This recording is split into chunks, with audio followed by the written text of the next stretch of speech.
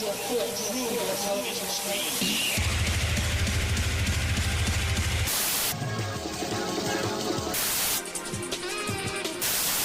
Raw time. I'd like to give a shout out to my sister Hillary, and also fuck you. Fuck me. Raw time.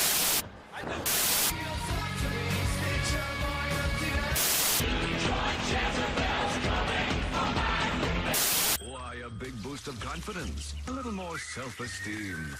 Anyways, these are examples of the worst videos in the world that we're playing tonight that really suck. And we just want to let everybody know what they should not be watching and should not be listening to. All right. Ain't that the truth? I love this fucking song. White House. White House? That's so fucking wild. I was actually, like, reading something about them the other day. That's an interesting little coincidence. Okay, like, I thought you were gonna say something like Throbbing Gristle, which is weird, don't get me wrong, but, like, when you now say White House and you say weird end of the industrial music genre spectrum, then yeah, you're diving, like, head fucking first in. Because that's like ambient, obscure noise, like, what the fuck? Alrighty. Have you ever listened to hyperpop or dreamcore or weirdcore? Give me examples of bands in those genres, and I can tell you if I have or not. Dream pop, I think, is pretty neat. It's kind of like electro, ethereal indie, sort of.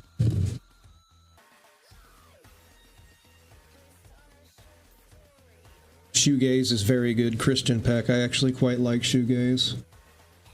Curve is a fucking amazing band, and in fact, before we get into the video, I want to start the stream off today with... It's been a long goddamn time. I'll link one of their videos in the chat.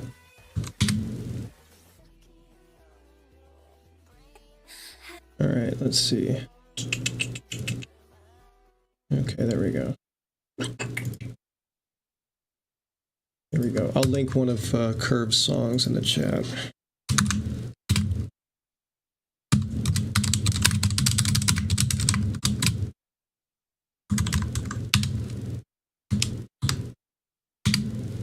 There we go.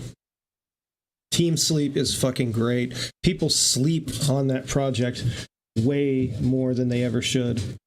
Way more than they ever should.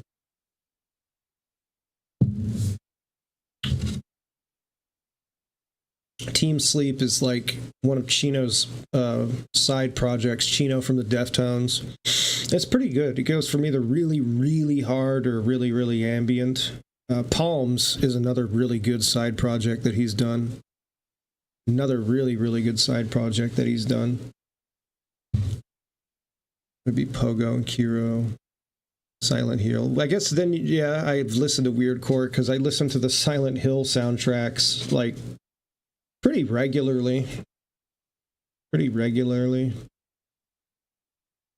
They've actually got a lot of really good ambient, kind of quiet, chill stuff on them. Alrighty, so how many of you people have been following this fucking Mama Max insanity? How many of you? Because, like, this has been the absolute craziest fucking thing to watch happen over the span of a week that I've seen in a long, long fucking time. Long story short, Mama Max was one of these pedo hunting YouTubers who'd go out and try to entrap people who are arguably gross pieces of shit into ratting on themselves as pedos, and he also dressed his content up in like the edgiest way fucking possible, which made it very hard to take him seriously, at least for me. He's been wrapped up now in a scandal where he had to admit that most of the pedo hunts that he went on and people that he captured were completely and totally fabricated by him, and then the few of people that he actually went against that were actually legitimate basically all got away. He's buried in a scandal now where he's handled a case of this going on in the most completely ridiculously fucked up way possible, to the point where it's possibly entirely butt-fucked this case into the dirt. He got into an enormous tiff with Mudahar, of all fucking people, who was wholeheartedly supporting what this kid was doing. And he burnt that bridge so badly that it wound up creating the video we're going to take a look at, and it'll outlay basically everything that's going on a lot better than I can outlay it for you. I'm better at commenting on things as they happen, as we're watching them. I'm terrible at relaying what led up to that point. So, let's get into it. Here we go. Today's video is the most serious I might have made in my entire career on this platform. It's a video I don't want to make because it's personally so uncomfortable. It's a video about someone I, and many in the community, considered a friend. Today, I personally don't consider this person a friend. I consider them a liar, both professionally and on a personal level regarding very personal things. It took a while for you to cop to that, but I'm glad that you finally did. He unfortunately did kiss this dude's ass quite a bit. But that's me going into things that I shouldn't need to. I also didn't want to make a video on this because I'm not an expert on the topics that we are completely discussing today. As you know, when I upload things to my channel, it can be about computer software, it can be about creepy games, it can be browsing the weirder side of the internet, like the deep web. It can be looking at trending things. It could be a bunch of stuff, mostly lighthearted, and yes, I do occasionally dip into things that are very serious. But when it comes to situations regarding, situations regarding trafficking and whatnot, yeah, we're diving into the light end of the pool in subject matter today, kids. I am not an expert. That is something for the law enforcement, for lawyers, for professionals to appropriately handle. I don't even think YouTubers should be the ones that are running cases like this, because in a vast majority of cases, most of them aren't well equipped. But in this situation, this creator specifically that we are talking about is Mommymus. Now, Mommymus is a channel with 746,000 subscribers, a filmmaker dedicated to empowering children. At the time this video was made, it had 746,000. I think he's about ready to hit like less than 690,000 or so. Throughout his career, he's lost so many fucking subscribers because of this clusterfuck. Mommymus has covered topics such as his Life Sucks series, anime reviews, but what most people know Max for is his Predator hunts. Videos where Max claims to infiltrate dark corners of social media. He's made very popular videos and gained a lot of respect in the larger YouTube community. I don't know how. Like, when you really go back through after knowing what you'll know by the time we get done with this fucking video, I don't understand how he got to the level that he got as far as subscriber base and anything. Hunting is a popular topic on the internet and YouTube in general. Like, I don't even know how the hell his content got as popular as it did even before all this, because it's just so fucking impossible to watch. It's just unadulterated cringe. I mean, that's a pretty tall statement coming from me. And it's seen a bit of a resurgence in recent years, with very high-profile cases such as EDP445, caught in a massive YouTube sting operation, in an alleged meetup of a minor.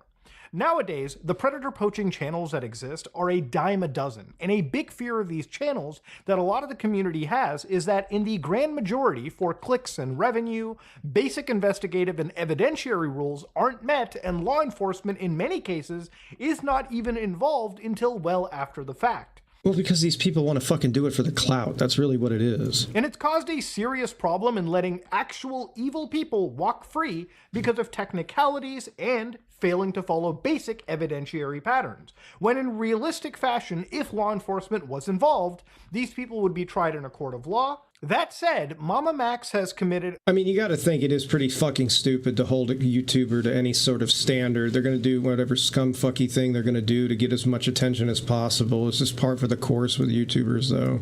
Almost every single scene... Doesn't make it right, but I mean, you know, to assume that somebody's gonna get involved in something like this for anything other than being a ginormous attention whore is a little bit silly. And in the book, in the hunt for who he believes is one of the most evil predators currently walking in the world today.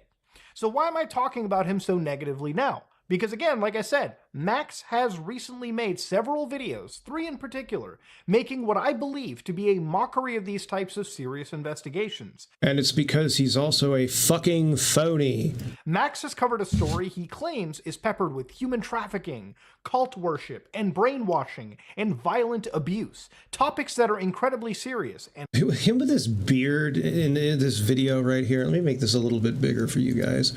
It just looks like I'm watching a fucking ISIS video. That's just the vibes I get. Just a little bit bigger. There we go. There's that too. Yeah, whatever. As I've said, I am not a key expert on topics where real victims exist and continue to exist on a daily basis. So let's get started. This is the story of how Mama Max has failed what he considers a very serious investigation, and a prime example of how YouTubers should not be involved with serious situations like this. So let's start off with the story. The story begins on October 3rd, 2023, where Max sends me a message on Discord.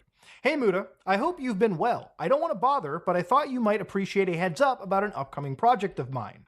I'm on the verge of releasing a video for Halloween that is likely to generate significant drama. While it may be deemed controversial, the intent behind it is for charity. Oh god, that's so fucking hilarious. He's actually nuked a GoFundMe account that he made to try to, like, raise money for the court case behind it. We'll get into all that shit. The fallout of this has been just catastrophically hilarious. It's designed to be a trap for reaction channels. Knowing your integrity and the quality of your content, I would hate for you to be caught off guard. At the same time, we would be honored if you would consider covering this in a thoughtful manner. To facilitate a deeper discussion, may I include you in a group chat with other influencers who are also considering covering this topic. If confidentiality is not an issue, I'd be more than happy to send you the video under a non-disclosure agreement. That would be the point where I would just be like, you know what, fuck this, I'm not even remotely interested. I have to sign an NDA for you to tell me anything about this. Like, it's all dressed up to sound like, okay, wow, this sounds like something legit, but the fact that you've got to hide any information about this behind a fucking a YouTube NDA is fucking completely inadmissible in court. It's unenforceable legally. Like, the fact that you have to hide your information behind it means that you're hiding also your intentions and motivations. If you don't want to be upfront, fuck that. That'd be about the point I'd just check out right there if I were him, but... This will allow you to become familiar with the video's content before it goes public, enabling you to navigate any provocative elements we've included. Look forward to hearing from you, Max.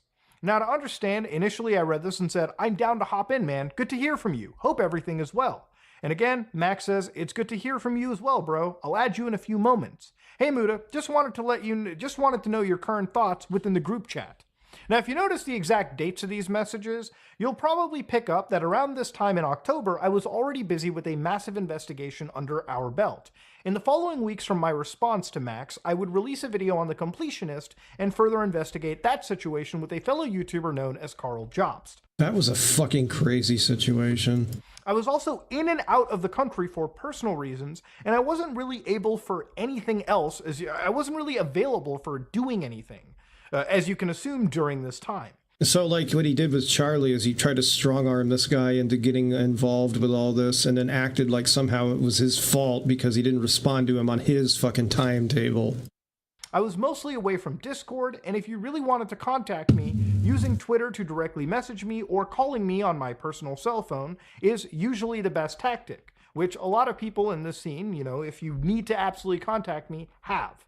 That said, I can't confirm what happened in the group chat Max invited me to, as I honestly don't remember checking it, nor which creators were in that specifically.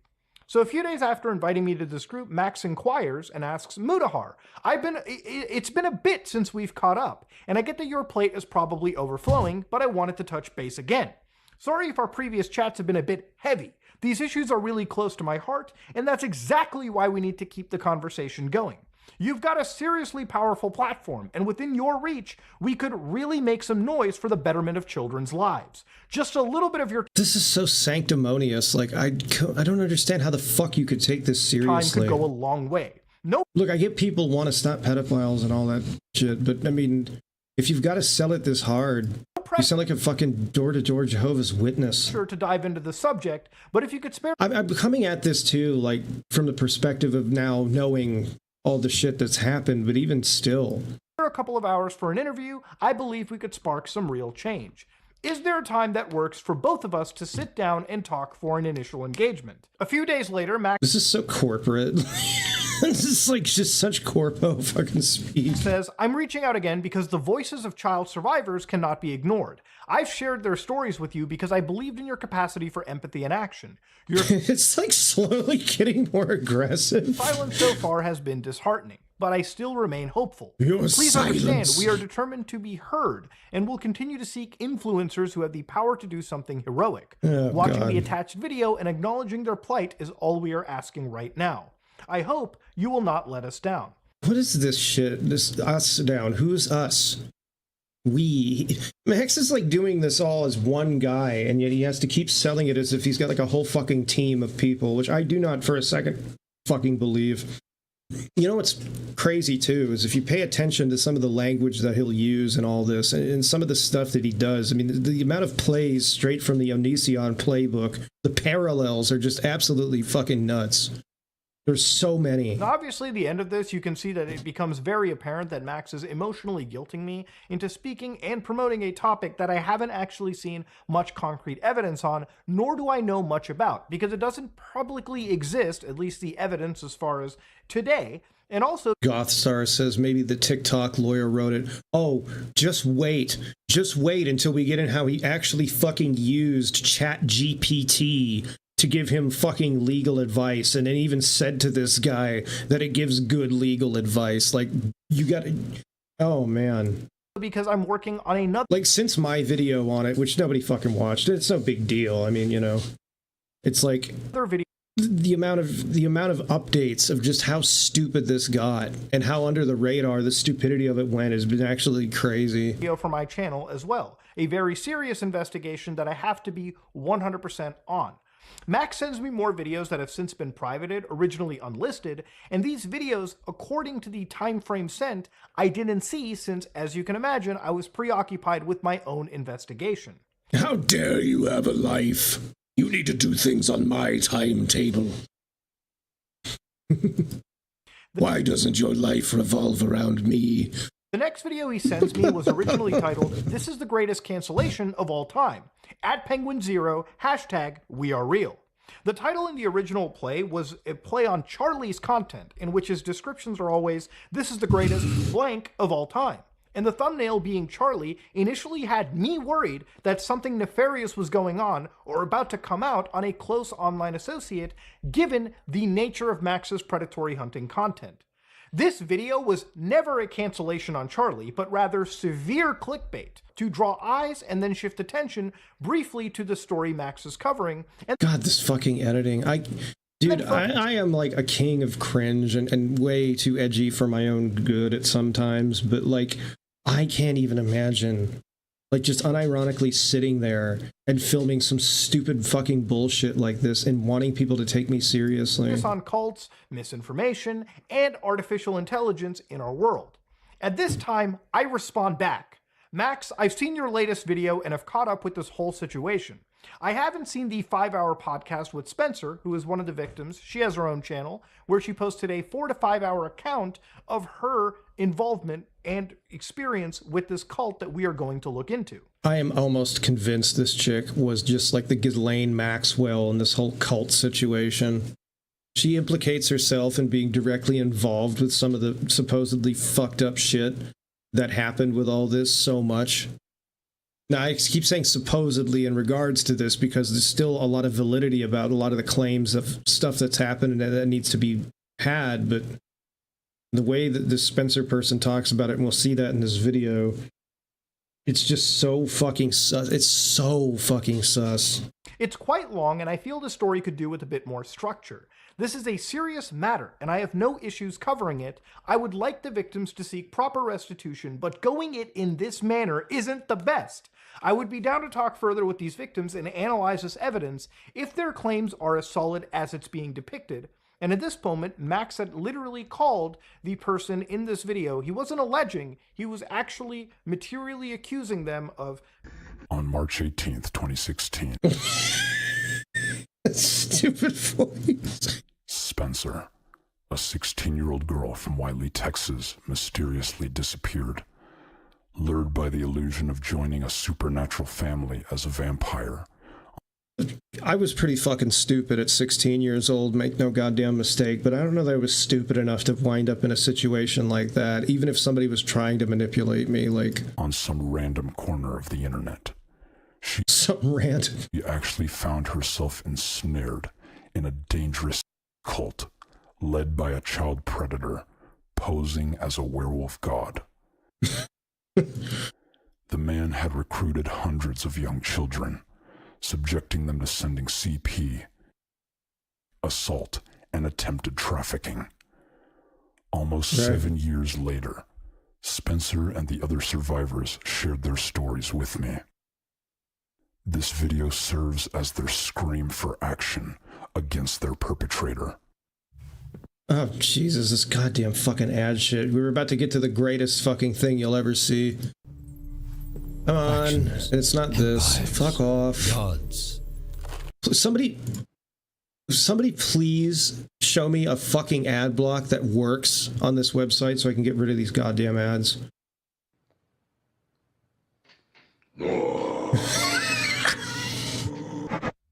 A few minutes. Oh my god. Action against their perpetrator.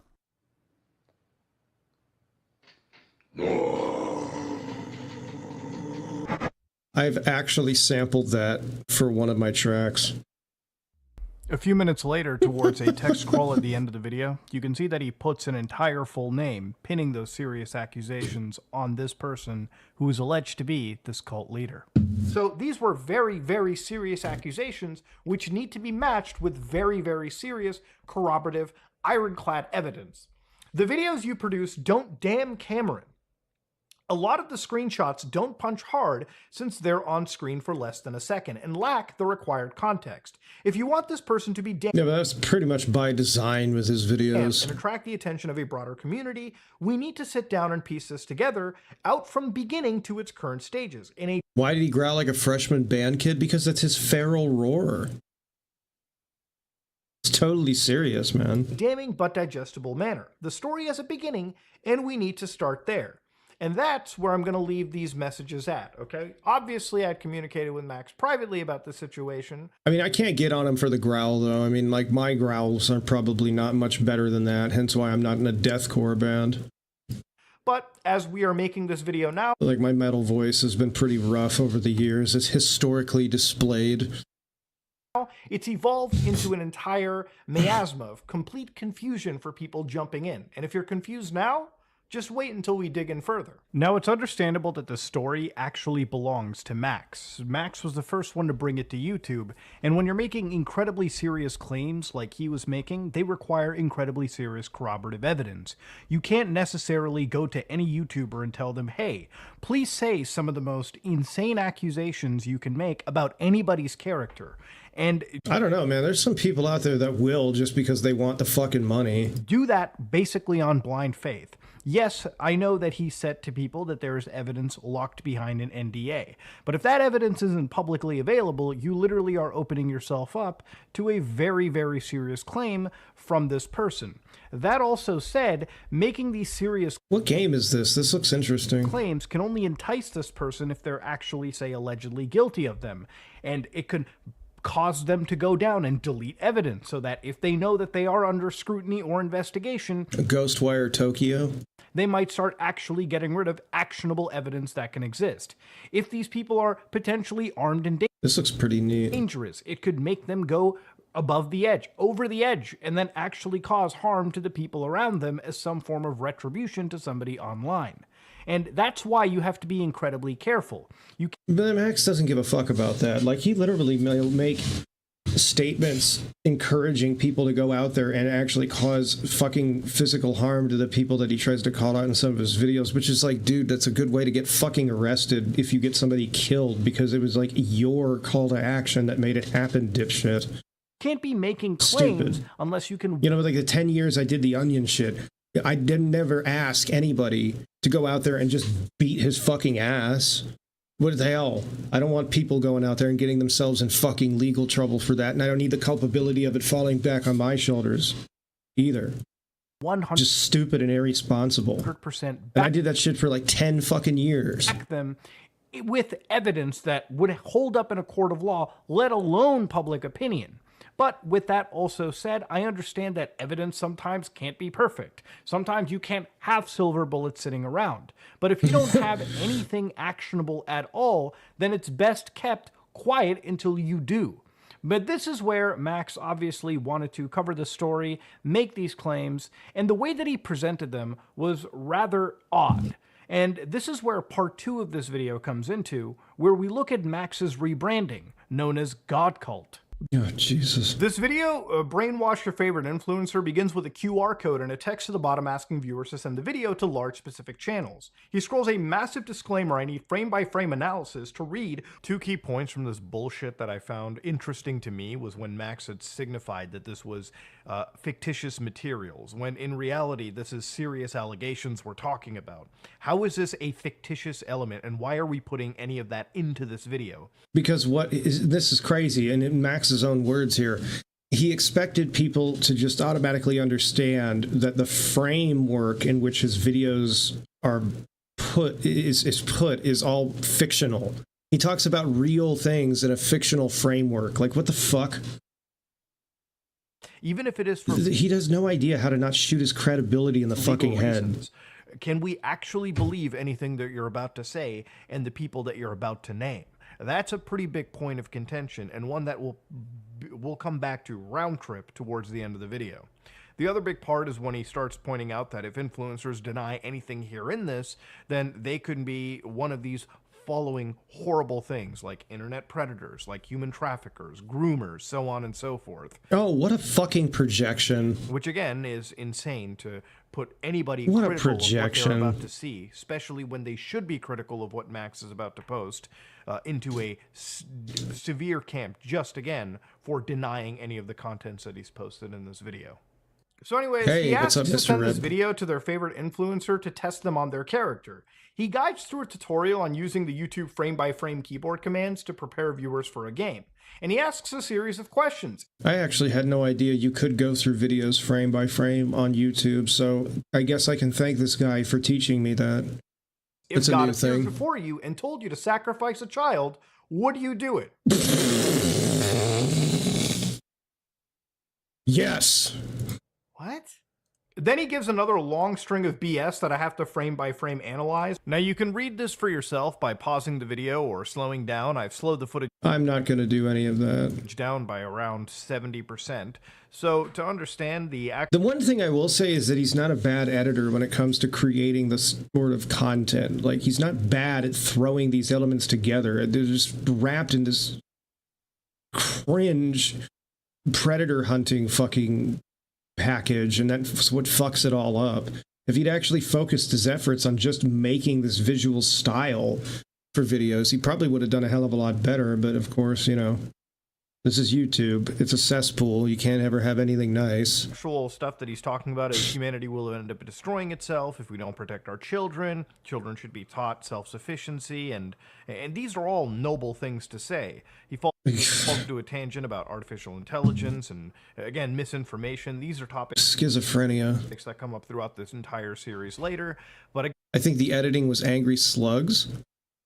Well, you know what? Then, wow. If it was Angry Slug that was throwing all the editing for this together, then maybe he should do it professionally. So what? Max is such a fucking phony that he didn't even edit his own videos. So all this fucking cringy, all this wannabe filmmaking stuff. So that wasn't even him. again, this is I don't know. part of where the video's artsy natures come into. So hopefully soon we'll be getting into talking about the actual allegations he will be Okay, making. he's about to get into it What in a comes minute. next is a video from a cult expert that Max has brought on. And then it dives right into the first serious allegation and key part of this story. On March 18th, 2016, Spencer, a 16-year-old girl from Wiley, Texas, mysteriously disappeared. This is totally my actual voice, guys. Lured by the illusion of joining a supernatural I don't put this voice filter on because I'm horribly insecure. Family as a vampire on some random corner of the internet. She actually found herself ensnared in a dangerous cult led by a child predator posing as a werewolf god. The man had recruited hundreds of young children, subjecting them to sending CP, assault, and attempted trafficking. Almost 7 years later, Spencer and the other survivors. The voice filter reminds me of Must Destroy All. Good lord, you're winding me back in time with that. It does, though. Stories with me. He doesn't have the mask, though. Well, actually, he does. In some of his videos, he does. He wears a helmet with like a duck bill on it, and I'm still trying to figure that shit out. This video serves as their scream for action against their perpetrator. With the price of just about Oh, for fuck's sake, fuck you, everything Ryan. going up during inflation, we thought we'd bring our prices Fuck you, down. Deadpool. So to Goodbye.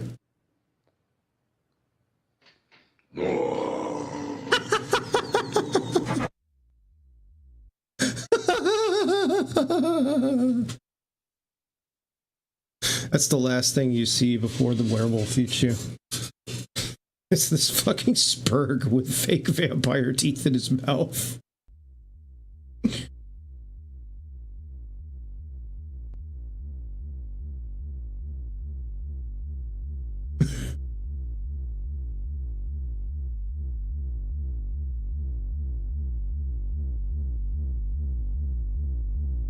I'm not reading any of that. Now give yourself a second to breathe. These are very serious allegations. Okay, fine. These type of allegations require absolute concrete proof and not a YouTube video, okay? This should be reviewed by lawyers, sent to police agencies. This is serious stuff. And so, but then you know what? He's not going to do that. So when we get, he's not going to do that. None of these fucking kind of people are going to do that because that requires actually putting in legwork they're not willing to do because they want to get as much content out as possible to make as much money as possible. To this, who is Max claiming to target? He talks about Camden. Now here, Max gives full names, plays loud music, and again, I have to frame by frame analyze, which, for a serious topic like this, please stop the theatrics. He won't, though, dude. It's like fucking, what is it, style over substance. That's all these people are about. This with the respect it deserves. There's a possibility that he will use anonymous accounts on various internet forums to spread rumors or false information about the victim or filmmakers. Any proof of a disinformation campaign? Does this look like the kind of person who would be able to successfully pull that off without immediately blowing their fucking cover? Maybe some screenshots of his like under scrutiny, like really? Various accounts and postings. None of that are provided here. He may attempt to engage drama-oriented media sources, leveraging their platforms to spin a narrative in their favor. Which is ironic, because isn't that what fucking Max tried to do? To my knowledge, no one in that drama-specific community has been contacted by this person. In fact, a lot of these drama fucking tubers and a lot of these commentary tubers have actually wanted to fucking talk to this guy themselves, so they're the ones out there requesting to talk to this guy. And hell, you want to come on my fucking platform, dude? I'll fucking platform you because I want to know, like, what the hell the reality behind any of this is. And that also said, I don't this care. isn't drama, Max. This is a serious crime we're discussing. And that's what bugs me. Why are we not treating this with actual respect? This isn't a fucking Netflix show. This is a serious, heinous crime. He has a history of spreading... So says Max, though, too. So, like, and that said, I mean, like, where's the verification behind any of this? Disinformation to deflect the allegations against him. Again, where's the proof? Any links to his posts online or his accounts that are spreading this disinformation? In this video, nothing like that's given.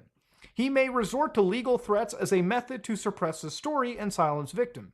To this date, no one covering this has reported that they've received any legal notices from this person. Well, not from that person, but they've received legal threats from Max, the guy who's supposed to be investigating this. Which is an irony of astronomical scale. According to multiple sources, he is implicated in criminal activities affecting minors. Again, it's up to Max to provide the relevant reports for us all to see in this section, which he didn't do. And we'll revisit this person's legal situation later. It's not uncommon for figures like him to accuse detractors of slanders in an attempt to shift the narrative.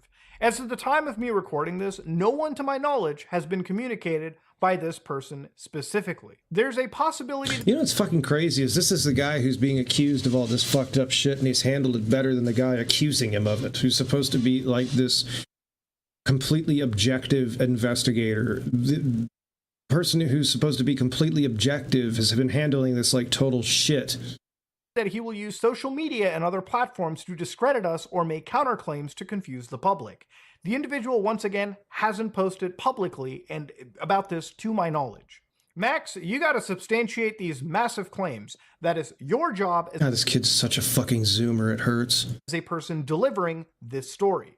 He gives us his name, which I'm going to refer to as K to make it simple. He cuts to a montage of what he discusses human trafficking is evolving, destructive cults are growing, an enemy of the children is an enemy of us all. God cult is translated to guard our descendants.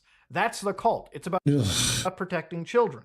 He asks us to share Spencer's story and asks the audience to contact several large YouTubers. Some of them include H3H3. Some of them include Joe. Fucking Jesus Christ, if you had gone on fucking Ethan's podcast with this shit. Joe Rogan. Some of them include Joe Rogan. Let's go to fucking Lex Fridman. Oh my god. What's crazy to me is that he wants to be platformed by people who have like incredibly good bullshit detectors. Anthony Fontano. Literally, he is in this video asking Anthony Fontano, check it out, there's a cool banger you're hearing. In a track review. Let's do this Predator's track review. The same video where he is discussing very serious allegations and very, very serious stories regarding victims. You can imagine why a lot of people are looking at this. Mr. Beast! This is him tweeting this as a... Mr. Beast would probably say okay to it just because he's a fucking whore who's only about money, but that's just something everybody knows. So. Joke. It's not a joke. This is serious. And in reality, what are people like Mr. Beast? What are people like PewDiePie going to do? What are you going to bring his kid into this? What, he's a father now, so he's not going to signal boost unsubstantiated claims? Wow, look at that fucking manipulation. As a new parent, go fuck yourself. What is Joe Rogan going to do about this situation? None of these people are... You know what's fucking hilarious is like when he mentions people like Joe Rogan and Lex Fridman. Has he ever fucking watched any other podcasts? Ever? Do you not know how these people engage? Do you have any idea, like, the scrutiny they would immediately put this shit under? Ridiculous. Experts or have any legal backing to help you in this situation.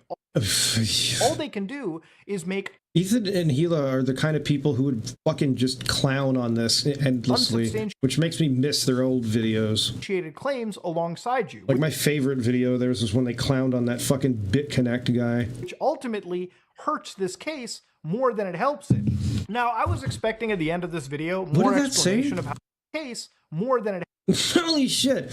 The banger you're currently enjoying is Replicant's Army by Filmmaker. We believe your audience would appreciate this fiery composition. Would you consider exposing them? You stupid fucking whore.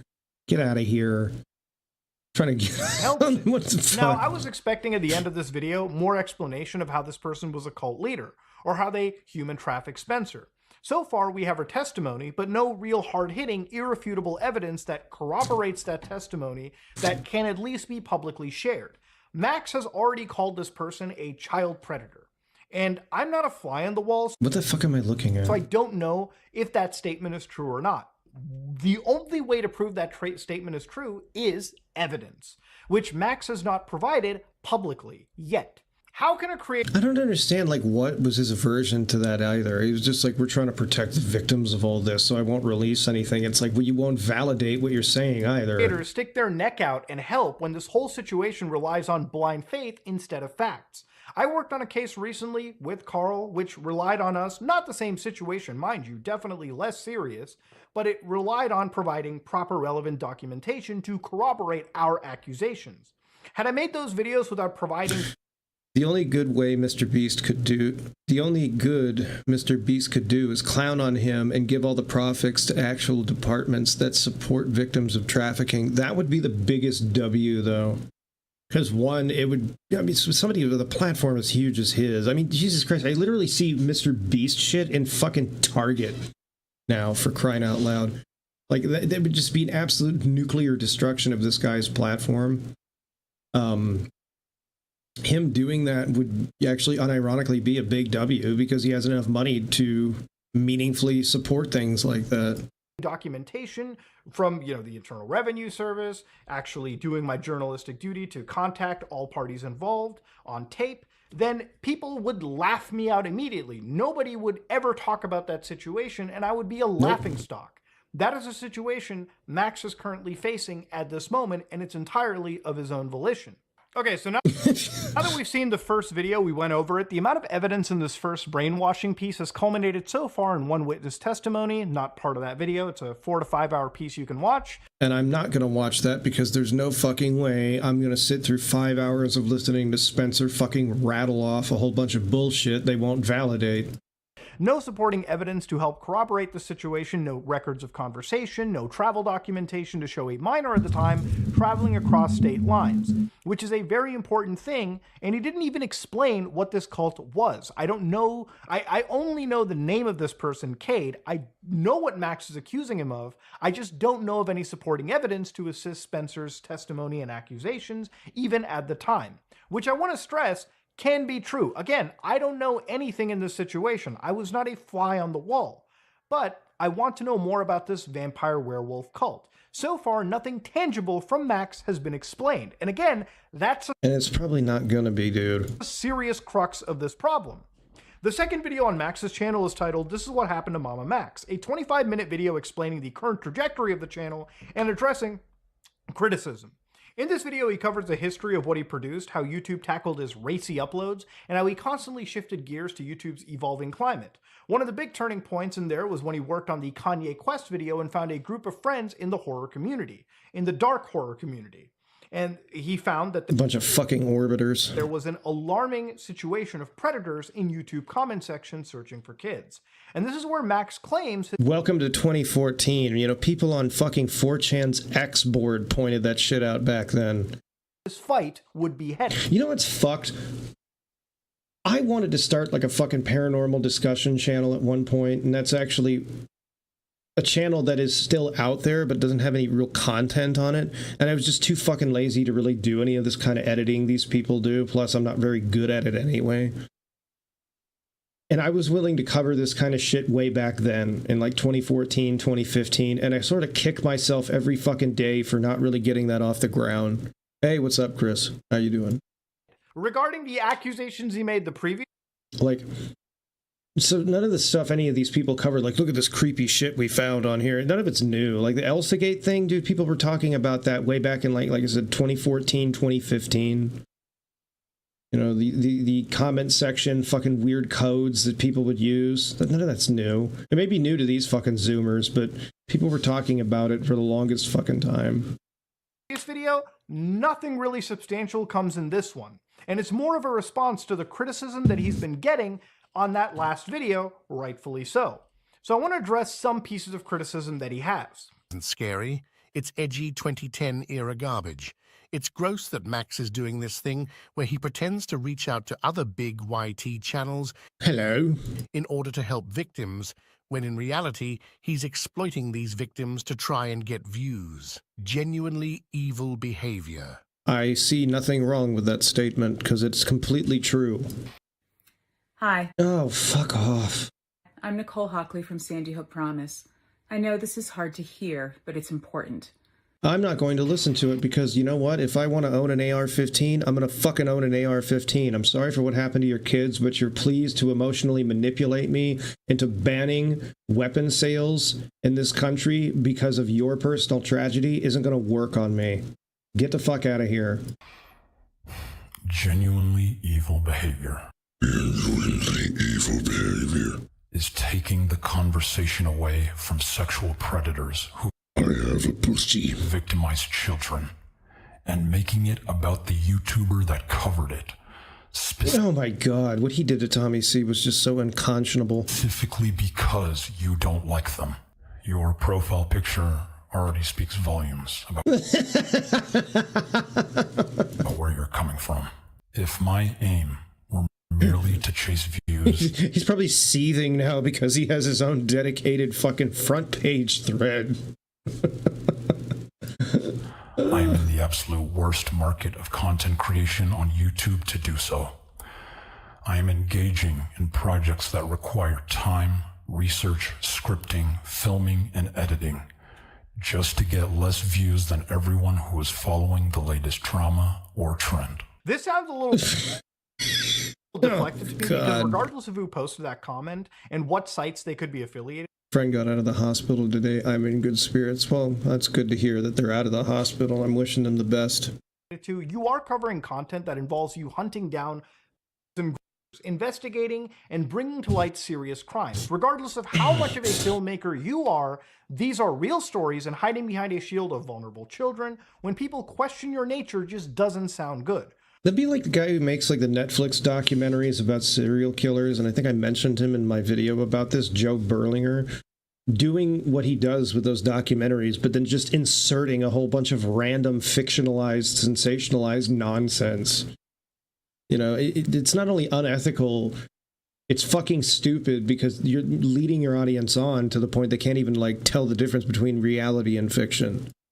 Like, where does the reality begin and your bullshit end, and vis-a-vis? Right now, especially, are rightfully looking into your work, critical of how you perform these investigations and how involved relevant law enforcement agencies are. And which in this case, they're not fucking involved at all. And how the people you claim to go after are actually converted into real, tangible arrests. It's also dishonest to say that you could... Joe Berlinger, didn't he direct Blair Witch 2? Yes, and I don't give a fuck. I like that movie. The studio botched it. I could link, I think I will later, but I could link a good video about what happened to that movie. And yeah, he was actually asked to direct the second Blair Witch movie because of his crime documentary films. And it was originally supposed to be like those, really. Then they're like cutting it to fucking pieces and actually rearranged the order of a lot of the scenes. So it ended up with the movie that we got. It's one of the reasons I don't really like when people do like movie reviews on it or live react videos, and then they start off with, this is the shittiest movie ever. I'm like, fuck off. No, it's not. It's nowhere near the shittiest movie ever. I've seen some of the shittiest movies ever, and it's nowhere near. You know, is it hammy and fucking cheesy? Yes. Is it a time capsule of like late 90s into early 2000s? Oh, yeah. Did Kim Director in that movie completely ruin me for the rest of my life and imbue me a taste for goth girls for the rest of my life? You're damn right.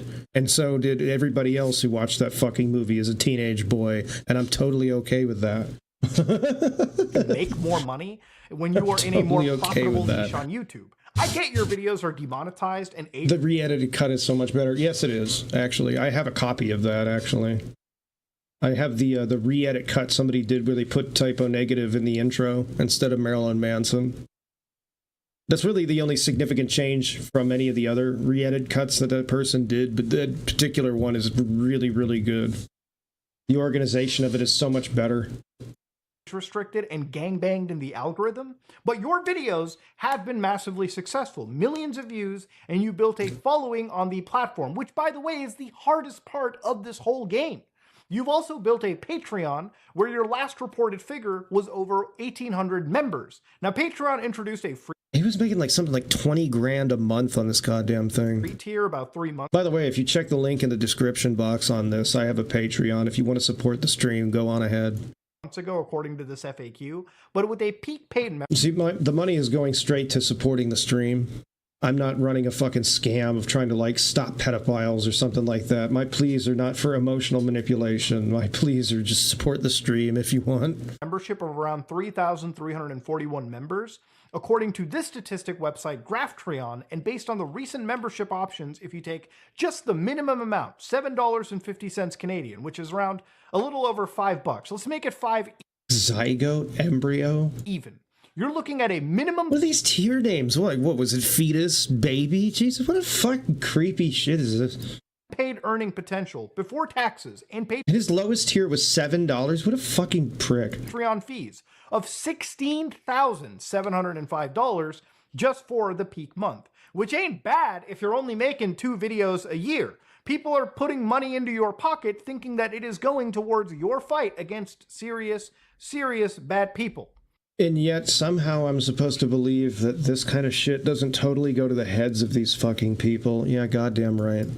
And that's not bad money for uploading, again, very little. Sending 1 million doubloons right away. And this level of pocket watching was... It's like being rich in a currency that doesn't exist. Yeah, I'll take like 500,000 Prussian francs. Brought to you by our sponsor, Anti-Deflection Argument. You definitely did profit, and I wonder just why in October of last year you started hiding those membership counts. But...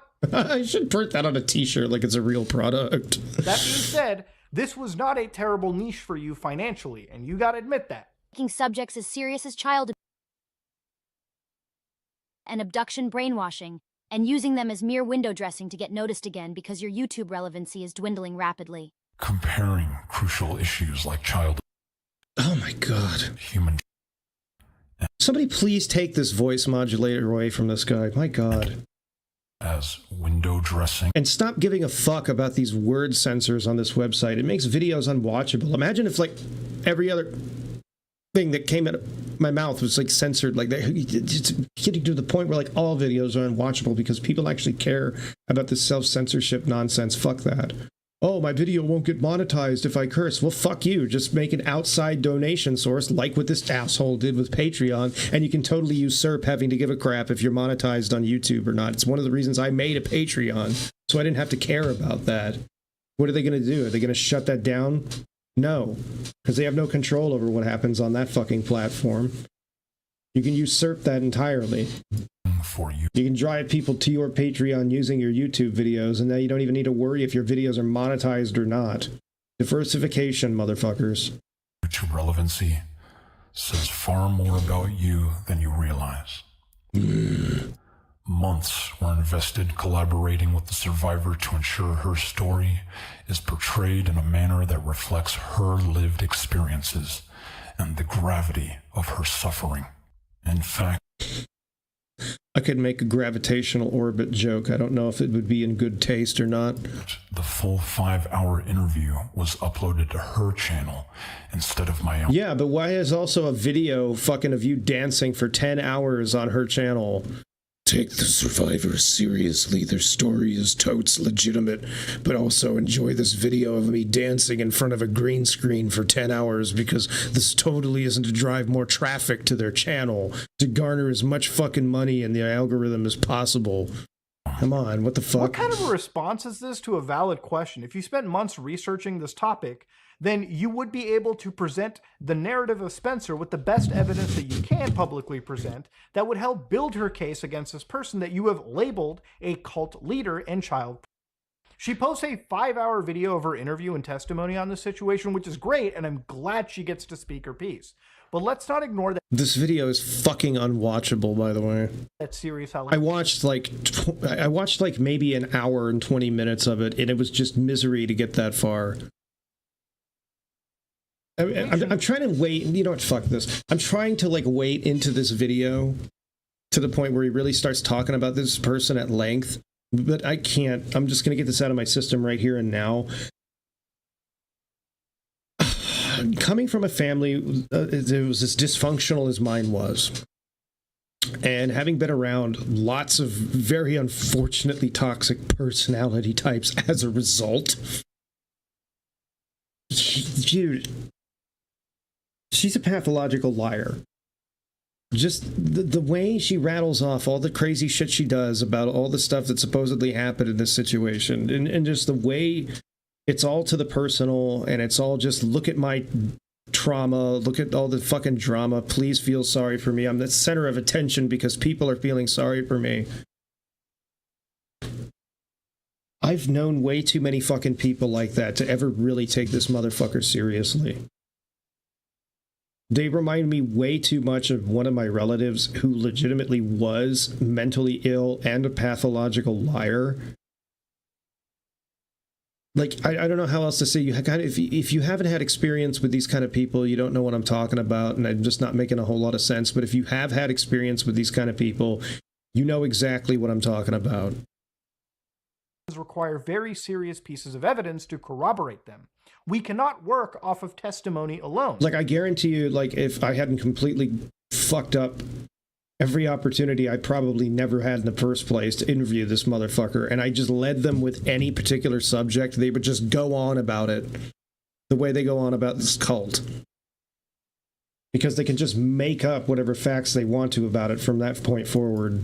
And that's what everyone's been saying about the situation. Had Max provided evidence about this, then it would be all okay and gravy.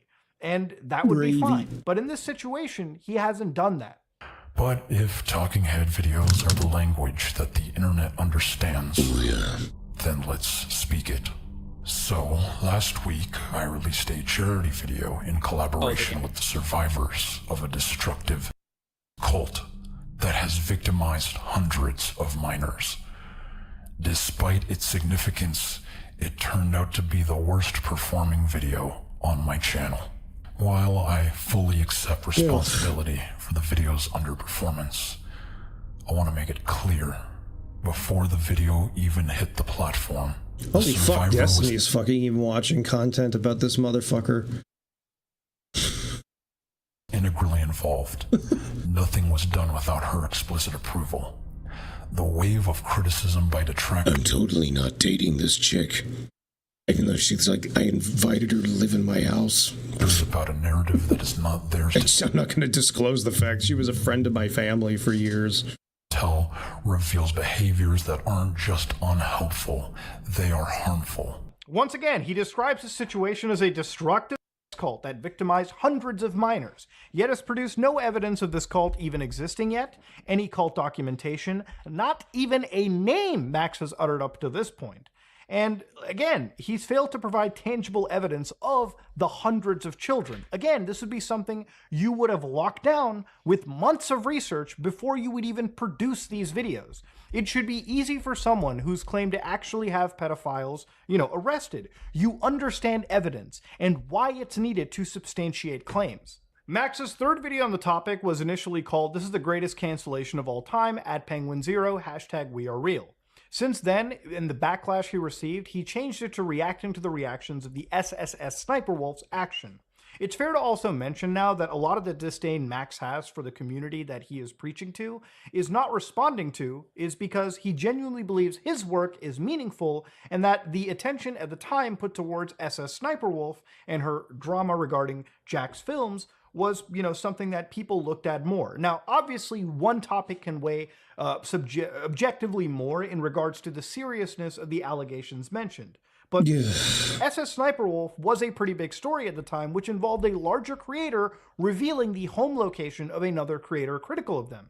It wasn't meaningful playground nonsense. It actually had real tangible implications. Yeah, it was completely fucked up that she went straight to this guy's house, doxed where he fucking lived, and did it basically just to manipulate the fucking guy. One of the biggest fucking people on this platform. On YouTube as well.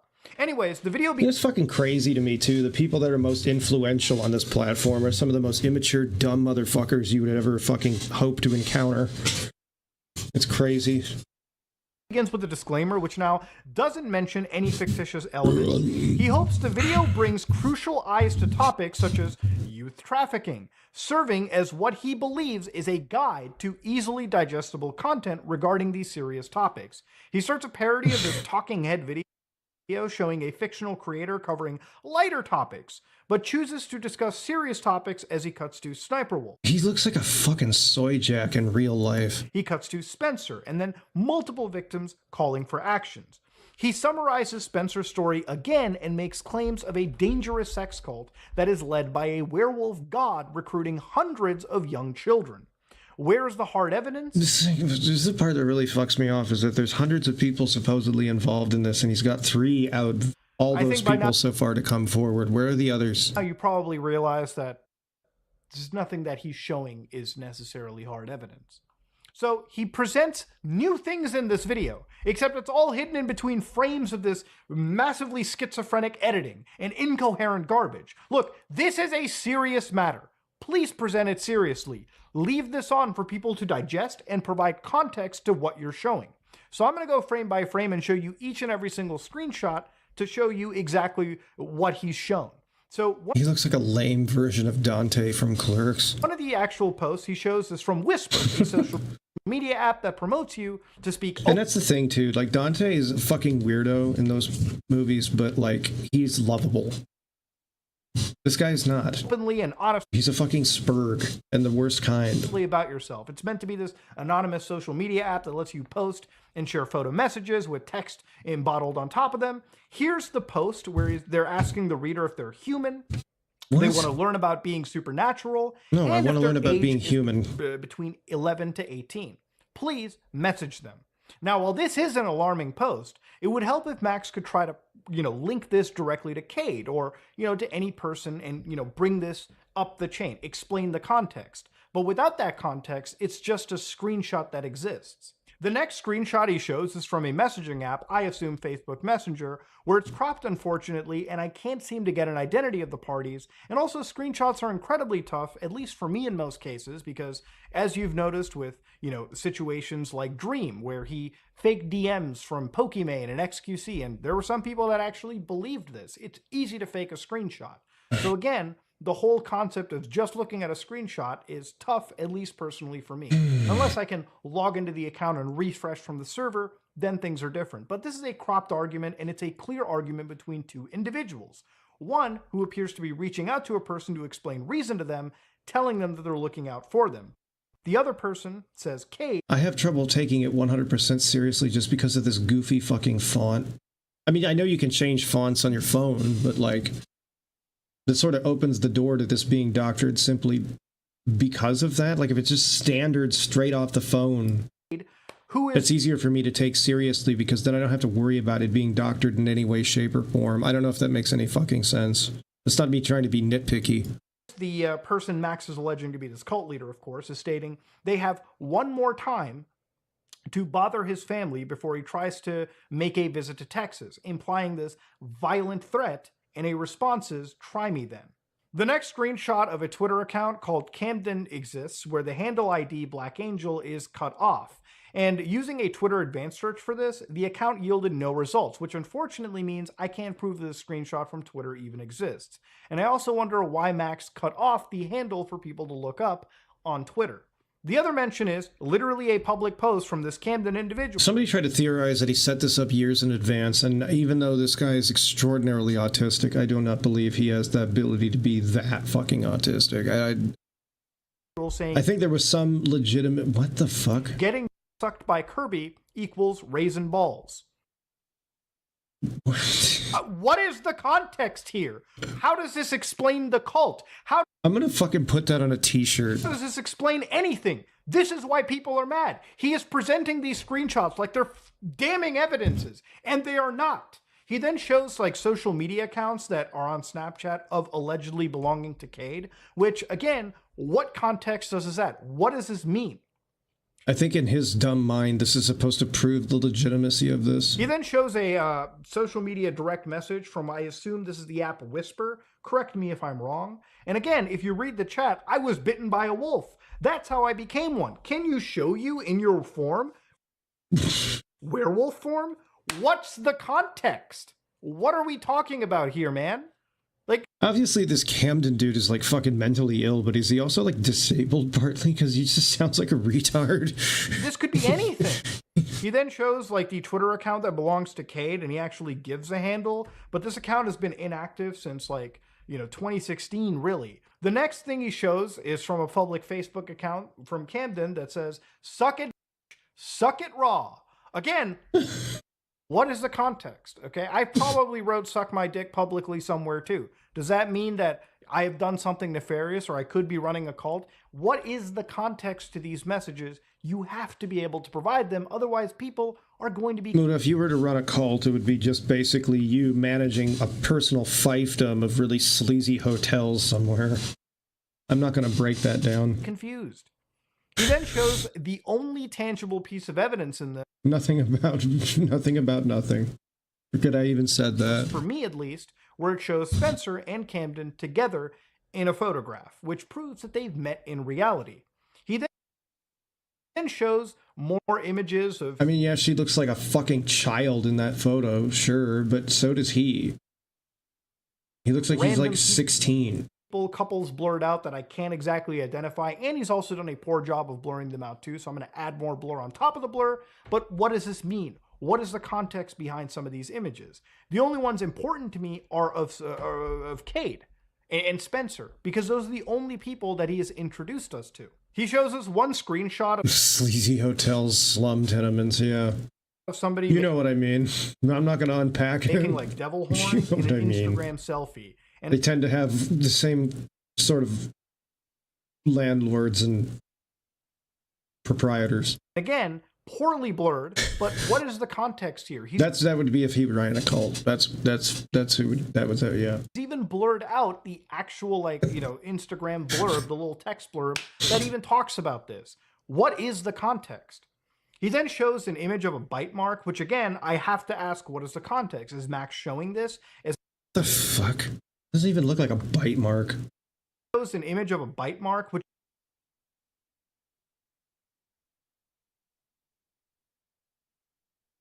I'm assuming this is somebody's shoulder. What is their mouth the size of a fucking basketball?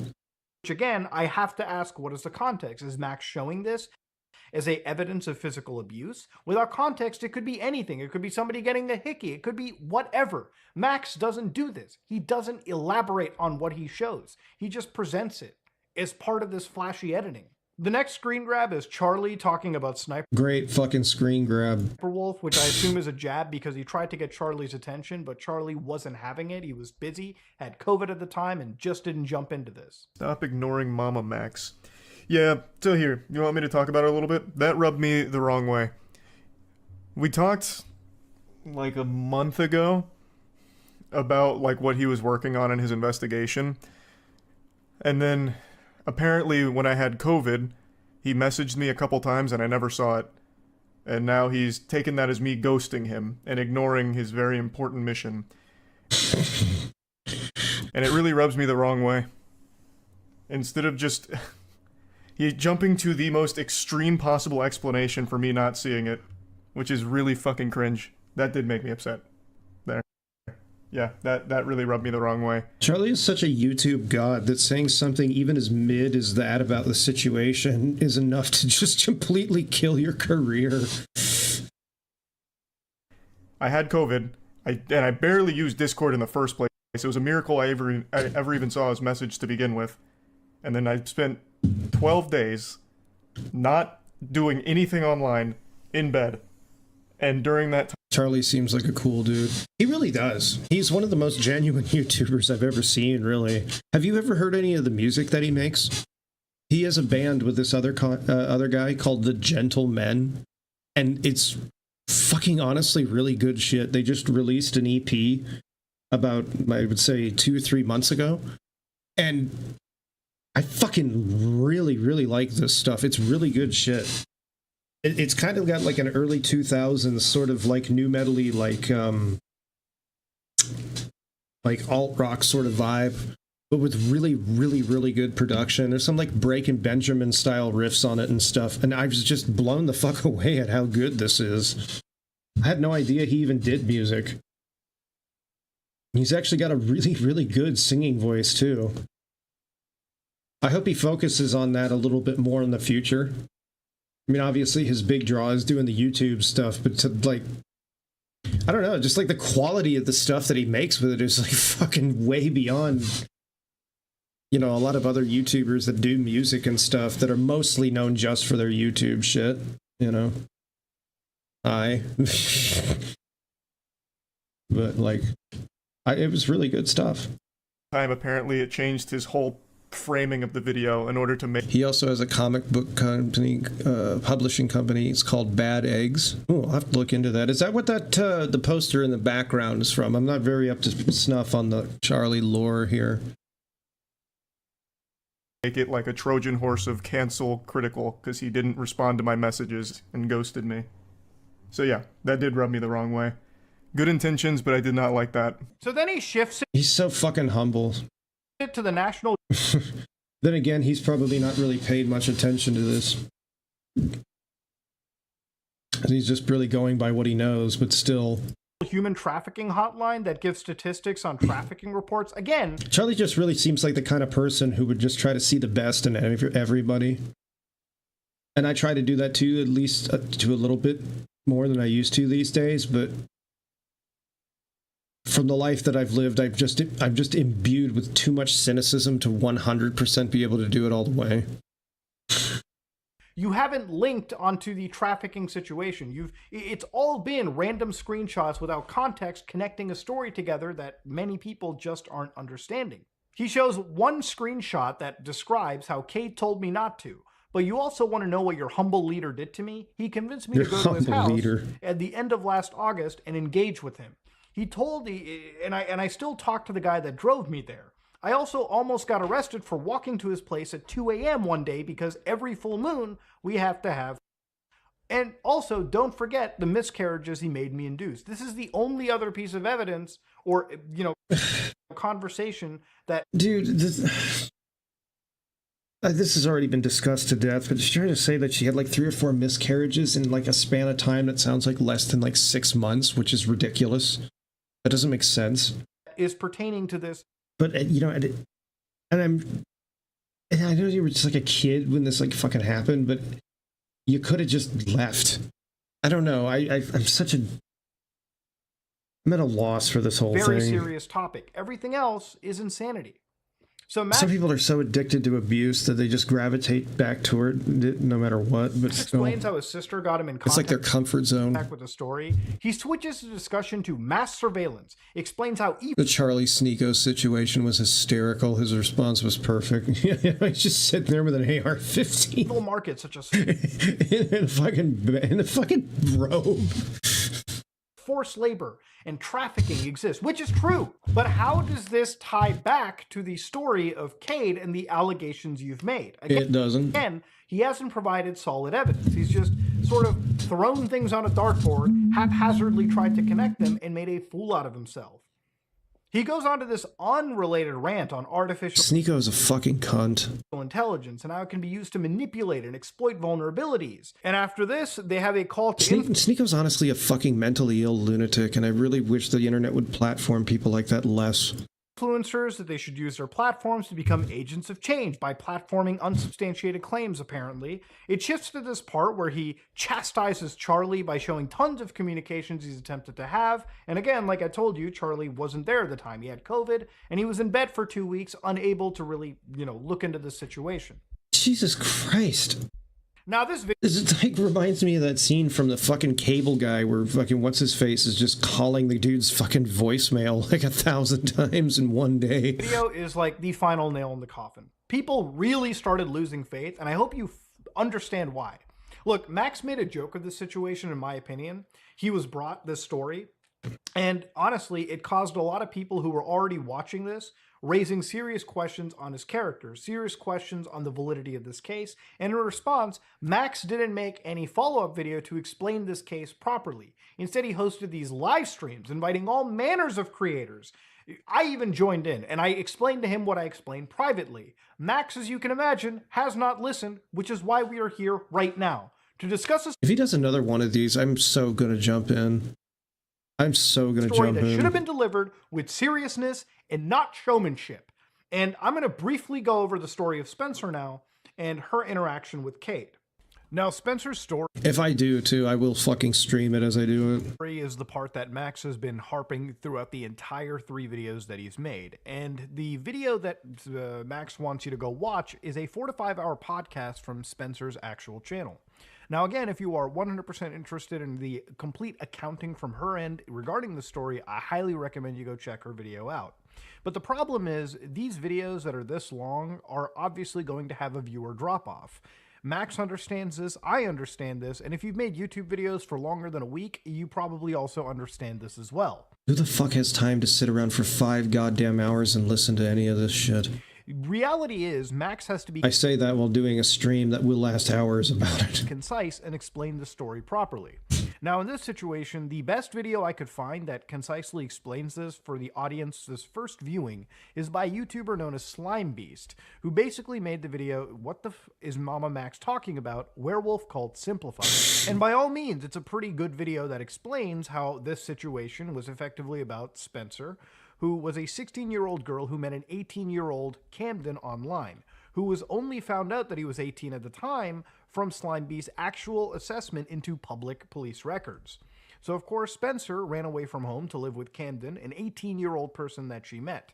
And of course, going in forward, Spencer's... Why couldn't he even say that in his original video? It's like, just give the guy's age. in Camden's family home was a secret, giving him full control over what she was allowed to do, which is one of the points of contention for a lot of people. She lived there for 3.5 to 4 months, and $4 says Max will try to go to Hollywood or become a SoundCloud rapper. He's apparently tried to do both, or at least he tried to raise about $100,000 using a GoFundMe to like start his filmmaking documentary career, and then immediately shit-canned the goddamn thing.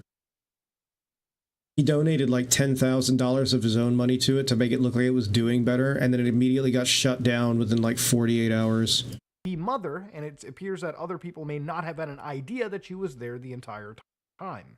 Again, 3 to 4 months, I'm sure that human beings, no matter how busy you are, you may have an idea that somebody else, other than the people you know, is living in your house. This game looks fucking trippy. And yes, you catch them sleeping, maybe something happens. This is a point of contention, but again, I'm not here to go into contention. I'm here to relay what the supposed facts of this entire situation is. I'll go into fucking contention. That doesn't make any goddamn sense. Yes, eventually there would be signs of life that somebody's living in your house who's not supposed to be living in it. Like, I don't know anybody who's so out of touch with with their immediate circumstances, their immediate reality. They're not going to figure out that that's going on. There's going to be fucking extra garbage being thrown out. You're going to just know that somebody else is there. Not like they live in a fucking mansion. They live in Baldwin County, for God's sake. All right? They probably live in some fucking shithole bungalow in one of these small fucking towns out there. And why it's been lost in a miasma of confusion. So during this time, Spencer was abused in multiple... To be honest, the fucking background that I've been able to glean of this Camden guy is he comes from some broke-ass fucking, like, very, very lower middle-class family. They're not going to live in a fucking huge house with a lot of places to hide anybody. If they're living in a house that's, like, more than 3-bedroom, I would actually be quite surprised.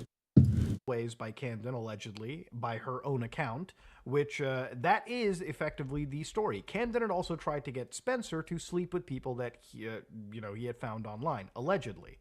So again, this is effectively the quick summarization of what is Spencer's story. I highly recommend you check out her channel and her video to get her full accounting, because there are a lot more, details that are interesting to hear, and it's not entirely even about this fucking game is weird. So again, going in further, the cult aspect, which is by far the most embellished aspect and the most unexplained one by Max so far, is best described as Camden being a werewolf god, allegedly, and amongst other things, whatever deities they may be. He convinced Spencer and others that they too were vampires, werewolves, and they were hunted by outside forces, which meant that they should all stay together as a pack, a family. I would like to point out that people found out that after this girl left this supposed cult, she was still into this kind of shit, and was like reposting all kinds of fan fiction about this sort of shit and liking all kinds of posts about this sort of shit on her Tumblr. Like going so far as to like stuff that was like bestiality fan fiction with like werewolves and all kinds of shit. He claimed that he could send their... It's like you were abused by somebody who was into this sort of crap, and now you're like fetishizing it after you've gotten out of this sort of circumstance. It's a little weird. It's kind of sussy. Dead loved ones to hell if he could. And again, through these methods, this guy allegedly controlled various targets and people who were joining into his fold. He would then have his followers try to recruit others online, some as young as 11. And that is, of course, alleged. Now, of course, this is a quick, concise explanation, and I highly recommend you check out the channel Slimebeast, who actually did cover and read through this as well, too. And it lines up with my personal interview with Spencer that I had a few days ago, and generally like watching through the 4 to 5. This game looks like, what is that? I played it on stream a few years back. It looks like Fear, Fear 2. There's parts of it that are reminding me of the school map and then the underground hospital map of it, like the general vibe and design of it. Hour piece. I think this is probably the best concise way that Max should have put it. And here's the reality. There are actual things that are alleged here that are more important than even the cult aspect. The story that is provided should be treated with a serious nature, instead of the tangents that Max wanted to go to. But of course... Speaking of Slime Beast, he and Plagued Moth are in a tiff. I think the entirety of YouTube should be in a tiff with Plagued Moth, considering that fucking gross shit used to make people pay to watch him react to the depraved snuff film shit that he has a collection of and watches for his content. That guy's always fucking rubbed me the wrong way. That guy's always grossed me out. It's like he took Tasteless to a new level. This is the problem. I don't give a shit about whatever excuses he uses to justify the kind of content he makes. I think it's fucking gross. I think it's disrespectful, and no wonder he was sucking Mama Max's fucking balls about this stuff. When a YouTuber who... I mean, anybody who can claim to have, like, seen clips of Daisy's destruction, for fuck's sake, is somebody that I really don't want anywhere near me. You know? Even just clips of it. Way out of their depth, jumps into a story that they honestly shouldn't even be relaying. Like, there's no reason you should have access to, like, any of that shit. You know? And should absolutely hand it off to professionals.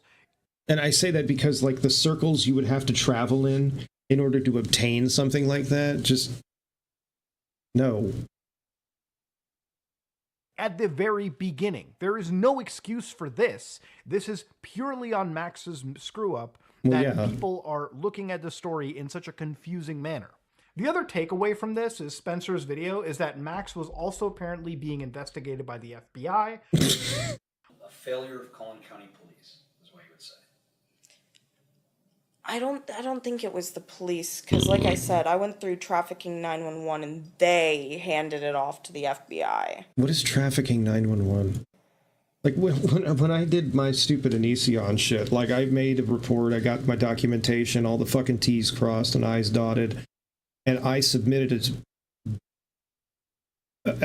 I submitted, like, a general just documentation as best as I could compile it to the FBI, and then I had somebody assist me in doing the same thing to DHS Blue campaign, which deals with domestic human trafficking.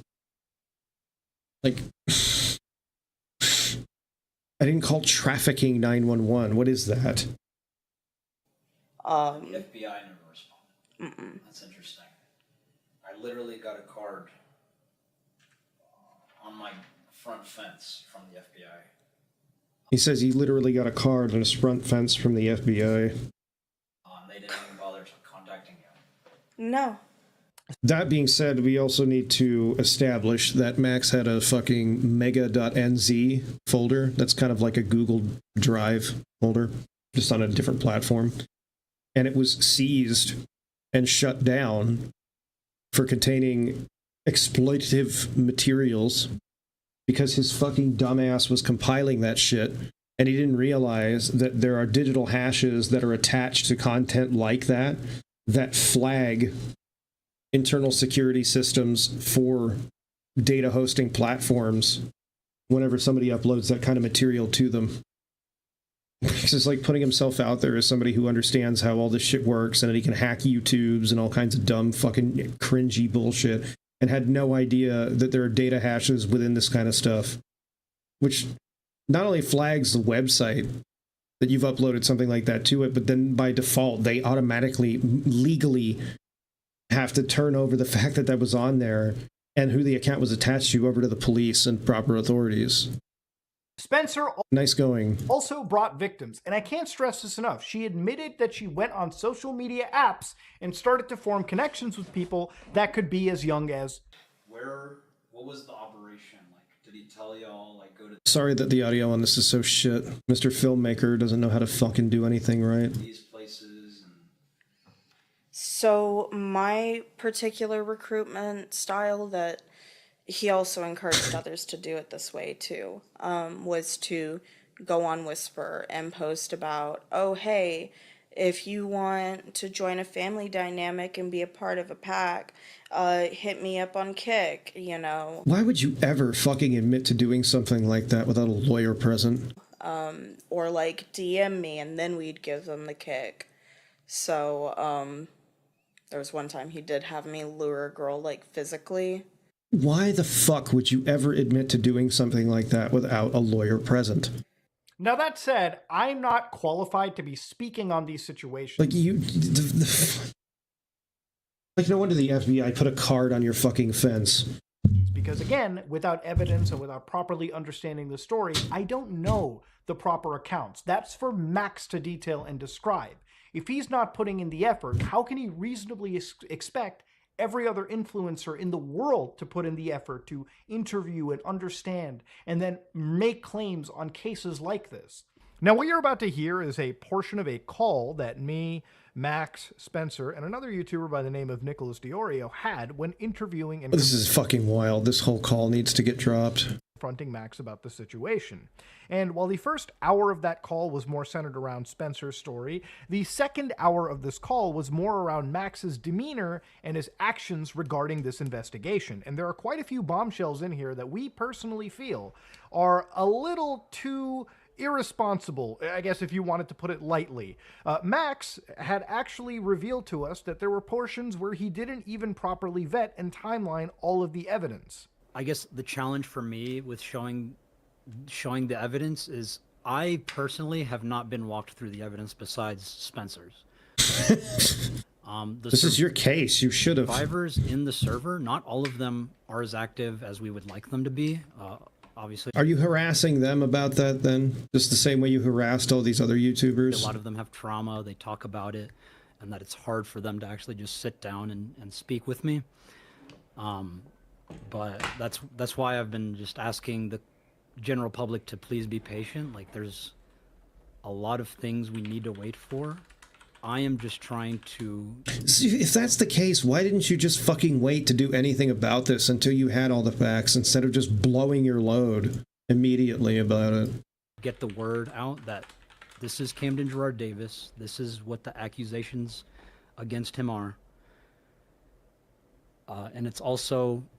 You can also, like, we are fine saying this is all alleged. Like, we are fine if... But you can't just say it's alleged now. You've been calling him a pedophile.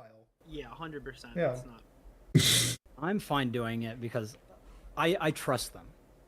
But... Look how he just, like, immediately missed the point. Okay, but you said you didn't review most of the evidence besides Spencer, though. I reviewed the evidence. I just haven't had the context as to what it is pertaining to. So you looked at the evidence. He's just gonna do it anyway. Jesus. But you don't understand how... Yeah, in the exact timeline, which has been just one of many reasons why it's been such a struggle to create the comprehensive timeline, as I'm waiting on a lot of different things. But you see, that's why That's a good way to say a lot of words that mean nothing. People are inflamed with you right now. It's because you just told me in this call that you didn't properly review every single victim, and now... And just from this one clip, you can ascertain the complete frustration that I and many others have had when communicated by Max about this situation. How is it that you can make calls to action and blatant statements of fact when, at the end of the day, you have literally not even properly reviewed, you have not properly contextualized, and even timelined every single bit of evidence that consistently builds? You're clearly not an investigator built for this case. And it's not literally because someone like him is out of his head because he only is one person. I have done plenty of investigations. I've just never revealed and played my hand and explained things until I fully understood them. How Max couldn't do it for such a serious situation like this is insane. And that's where we're leading to. Well, that's because he knew exactly what he was doing, though. He just didn't hope. He didn't bet and hope that, people wouldn't catch on to this, Spencer's basically Laney 2.0, pretty much. I mean, that's where that's the shovel I'm leaning on right now with it. now is his unethical practices, not just this in this investigation. You know what's fucking crazy too is like, even to this day, people still give Laney like a lot of benefit of the doubt. So it doesn't really shock me that people are going to give Spencer the benefit of the doubt in here too. I mean, if you're going out and admitting that you had a particular recruitment style in an organization that was victimizing young kids, I really don't, at that point, if you're admitting complicity to it, care, you know, that you yourself were victimized. Yeah, sure, that sucks and all, but you had a hand in helping other people be hurt the way you were. You're not going to do this big mea culpa and change my mind about it because, you know, oh, fuck, this person did this to me and yada yada. And it's just like, well, you made your own choices and brought people into this of your own fucking volition. I'm not going to just sit there and ignore that because it helps you for me to ignore that. But other previous investigations that a lot of people have been casting doubt over. Now, unfortunately, with situations as messy as this, Max's unethical coverage needs to be talked about. Max has been live streaming by bringing these victims on to discuss and debate with randoms on the internet. And for the most part... Which is a pro-gamer move, by the way. This has been very unhelpful. And this time could have been better spent with him preparing this evidence, the timelines, preparing a video, and discussing the situation properly. The levels of productivity on these live streams are so fucking low that at one point he brings on Keemstar. Lyrics, please do not name drop my exes on my stream. Well, why wouldn't you just tell? Why are I actually you don't even know what running you mean. cover? Can you hear me? Yeah. What the fuck? I was talking to Max though. Yeah, you can hear me. Why are you running cover for these vampire? Yeah, that's exactly what I'm doing, Keem. Good shit. Vampire. In Yep. the Minecraft community, you're going around, you're running cover. That's for my a fucking cult. Storm of Yep. EDP 445s. You're gonna You know flood the me. world with EDP 445s. It's fucking. And Keemstar brings up old 2016 memes. In this moment, these girls have to sit there and basically realize that, Well, I mean, what else is Keem gonna do, dude? He's the biggest troll ever. that their entire story is being invalidated in real time, is being made a mockery of in real time, as Max doesn't bring a serious person to discuss this topic. It's also questionable with the relationship that Max has with law enforcement in regards to prosecuting or assisting to prosecute this case. When confronted on a live stream by other YouTubers, he actually I don't believe for a second he ever really got fucking law enforcement involved. had a lot of questionable statements to make regarding this specific topic and whether they were working with law enforcement or whether they weren't. And this raised a lot of concerns, and again, another red flag to me. We are not going to court, Xylan. So what are you doing? Just hunting them down like a deer? Is that what we're doing? What are we doing? I'm sorry that his audio fucking sucks and it's hard to hear. Have you not been listening this stream? I know, but you loop. You loop, and then you always look to somebody else for an answer. You can't give an answer yourself. I'm answering you. What are you doing then? Tell me right now. I will be quiet for you to answer, and go. So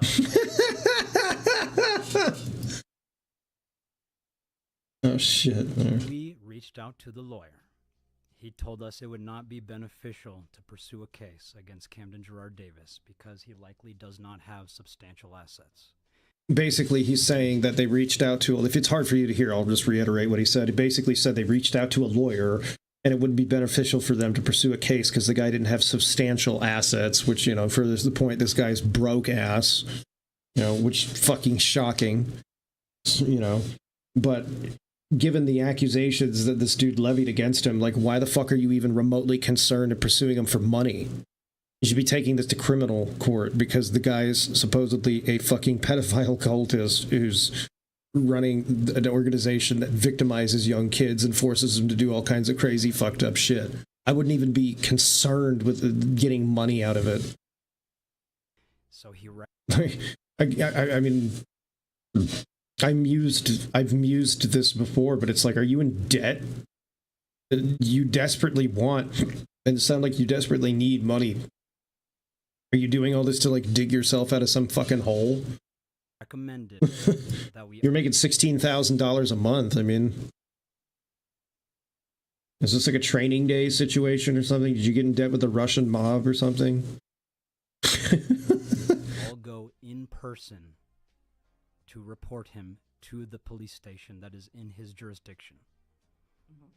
The fucking tiny little sheriff's department that's in his jurisdiction, because his fucking jurisdiction is in the backwoods fucking middle of goddamn nowhere. That is what we're doing. Like, if you look up where this dude's from, it's in the middle of fucking nowhere. Tell you to go into the okay, is he still in the same jurisdiction that the crime occurred? For the most recent survivors, yes. Okay. Because I was always under the impression you have to go into the jurisdiction that the crime occurred. All right? Then yes, carry your pretty asses over to that jurisdiction and go, This chick was so salty. Mr. Police Officer, I have a crime to report. Yes, that's what needs to be done. Yes, Hell, that you is might what we are even doing. be able, and because since, you know, COVID and stuff like that, you might even be able to do it over the phone. I don't know.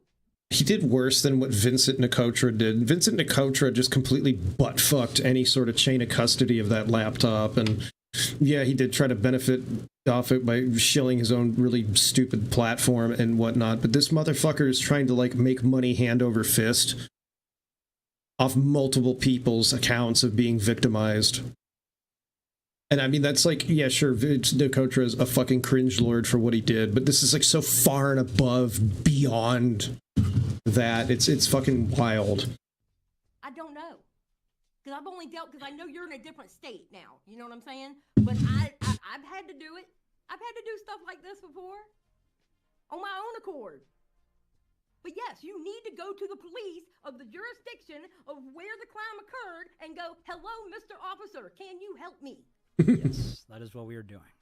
Okay, that should While you're not doing that. You haven't attempted to do that. You're still in fucking Texas. before all these live streams. Again, this is by far the most important part, is the relationship to the law enforcement. Again, it's not really properly conveyed, in my opinion, whether this is a criminal, civil case, what departments are properly involved, just how the evidence has been submitted. This is a key concern of mine and many others, and it should be a key concern if you want to see justice actually delivered. And of course, as people have looked into this, a lot of shifting has went into what Mama Max's previous content and the validity of it also meant. About a month ago, actual Redditors started to investigate Max's older content. Seeing the unhinged live streams caused me to wonder about some of Max's past content. His newest God Cult and his current project stuff has been reviewed so many times. So I wanted to watch an old video, and particularly his Cartoon Incorporated video, IMVU, and Puppy Stomp. So while this is a very long post that you can... Angry Slug quit as his editor and has a video about it. We'll watch that next. Read. One of the oddities, and I'll summarize them to the best of my abilities, is with Cartoon Incorporated, conveniently considered lost media as the channel that posted it cannot be found. The Frozen 3 video is edited with a similar style to Max's older content. Brainwashing clip. Subliminal messages hidden within the clip uses the font Pixture Granular, a unique font type that appears in Max's later videos. The font type is not a default font on Windows OS or in Adobe Fonts, meaning the font was searched for and downloaded or purchased. Side note, someone recreated Cartoon Incorporated and posted breakdowns of the brainwashing clip.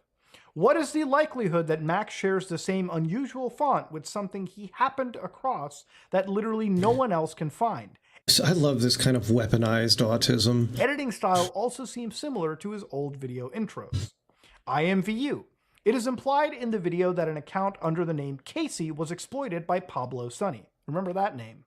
The account only has one friend, Pablo. Max makes note of how she's isolated and moves on quickly.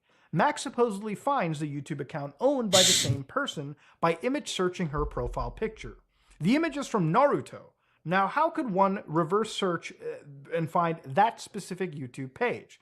Screenshot of IMVU profile, Naruto character, and YouTube page. And I want to impact that a little bit further. If you do look that video up, I think he did re-upload it. Of course, there's going to be somebody else's re-upload of it out there somewhere too. The account is, it looks like a Japanese account. There's a lot of Japanese, like, writing on it, whatever. reverse image search, it works well if you're like in a localized like regional server for the data that's, you know, you're trying to reverse image. So like if this is an account that's made overseas, it's not going to return the same fucking results. It was another thing that really fucking fucked with me about that. You know, so what if it tries to match the image and stuff? It matches it down to a fucking tiny profile with one follower and one following on an obscure fucking social media platform that barely anybody fucking uses. So this there is you the go. one right over here. Naruto There you go. profile picture, IMVU. You get the point. Just everything about this doesn't make sense. That he somehow gained access to the account to locate these unlisted videos. One of them is titled... He tried to say that he hacked into the account. You don't just hack into accounts. You don't just crack into the Google data server past this. Like the infrastructure for each of these is completely compartmentalized from one another. Like, I doubt for all it's worth that Max has any understanding of how to do like a fucking security token interrupt and be able to find his way into somebody's account that way. This is where you killed me, and depicts a bloody white sheet in the woods. With Casey corresponding with herself in the comments, it is implied that she I don't even know that that tactic even works anymore. Or disappeared off the internet. Oddly enough, the completely inactive Casey accounts no longer exist on YouTube and IMVU. They were deleted at the same time Max and Sylphit's IMVU accounts were also deleted. No, it's a little bit insanely suspect. The most similar Casey account I could track down in 2002 and appears to be entirely unrelated. And then he claims in a Discord Q&A that Casey is actually alive. What about Pablo Sunny again? Does he know he's been caught or something? Oh, wait. Yes, Is there an update on Casey? Can you talk about how you got into the account or how you found it? Yeah, that's a bit much. I can't talk too much about KC. Even in regular conversation, he uses the voice changer. Jesus. I don't know what I can and can't say. I will tell you that, yes, she's okay. That's all I'm going to say. Oh, yeah. Oh, thank God. I didn't even know that. Holy shit. That's something I wanted to actually jump in VC with you about at some point. Yes, but... Thank God. So, in one surface, he says that she could be dead, and then all of a sudden she's okay. There has been no proof that this Casey person even existed. Now, I'm not going to sit here and make an unsubstantiated claim. At the end of the day, I haven't had the time to sit down and review... I'm certain that they were just made up. Every single bit of Max's back catalog as I've been reading. Muda at least fucking addressed this. He did the right thing in doing it, but he's still pretty soft about it. I'm going to take a harder stance on it and say he made it the fuck up. He fabricated the entire thing for attention because he's a giant fucking attention whore. Researching his current investigation. However, during the call with me, Max, Nick, and Spencer, he was... Well, considering how big of a zoomer fucking Max is, though, I highly doubt that he would even know who Must Destroy All is, though. Absolutely telling at the time. That like, he would have been in, like, middle school when MDA was still making videos. Because remember, like... I'm such an old fuck. I'm like the fucking grumpy old man of all this kind of stuff, really. I mean, MDA was from around, like, what, 2010 onward?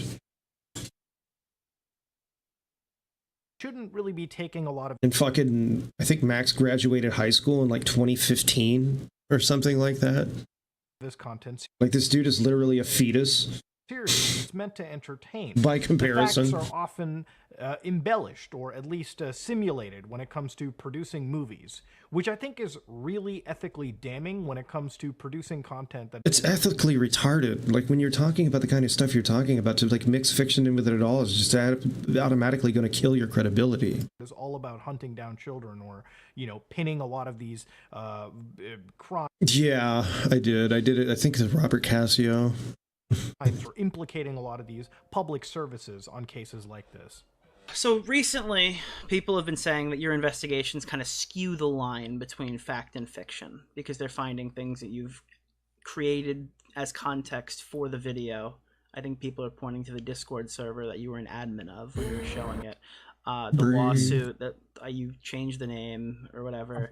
How much of what you do is kayfabe, and how much of it is legitimately like live? This is the investigation. Here it is. So the investigations themselves are real, but obviously the films have fictional elements. There's multiple reasons. Like, for example, the admin thing on the Discord server, I had to recreate it. Yeah, like, that was a recreation because I didn't have the originals.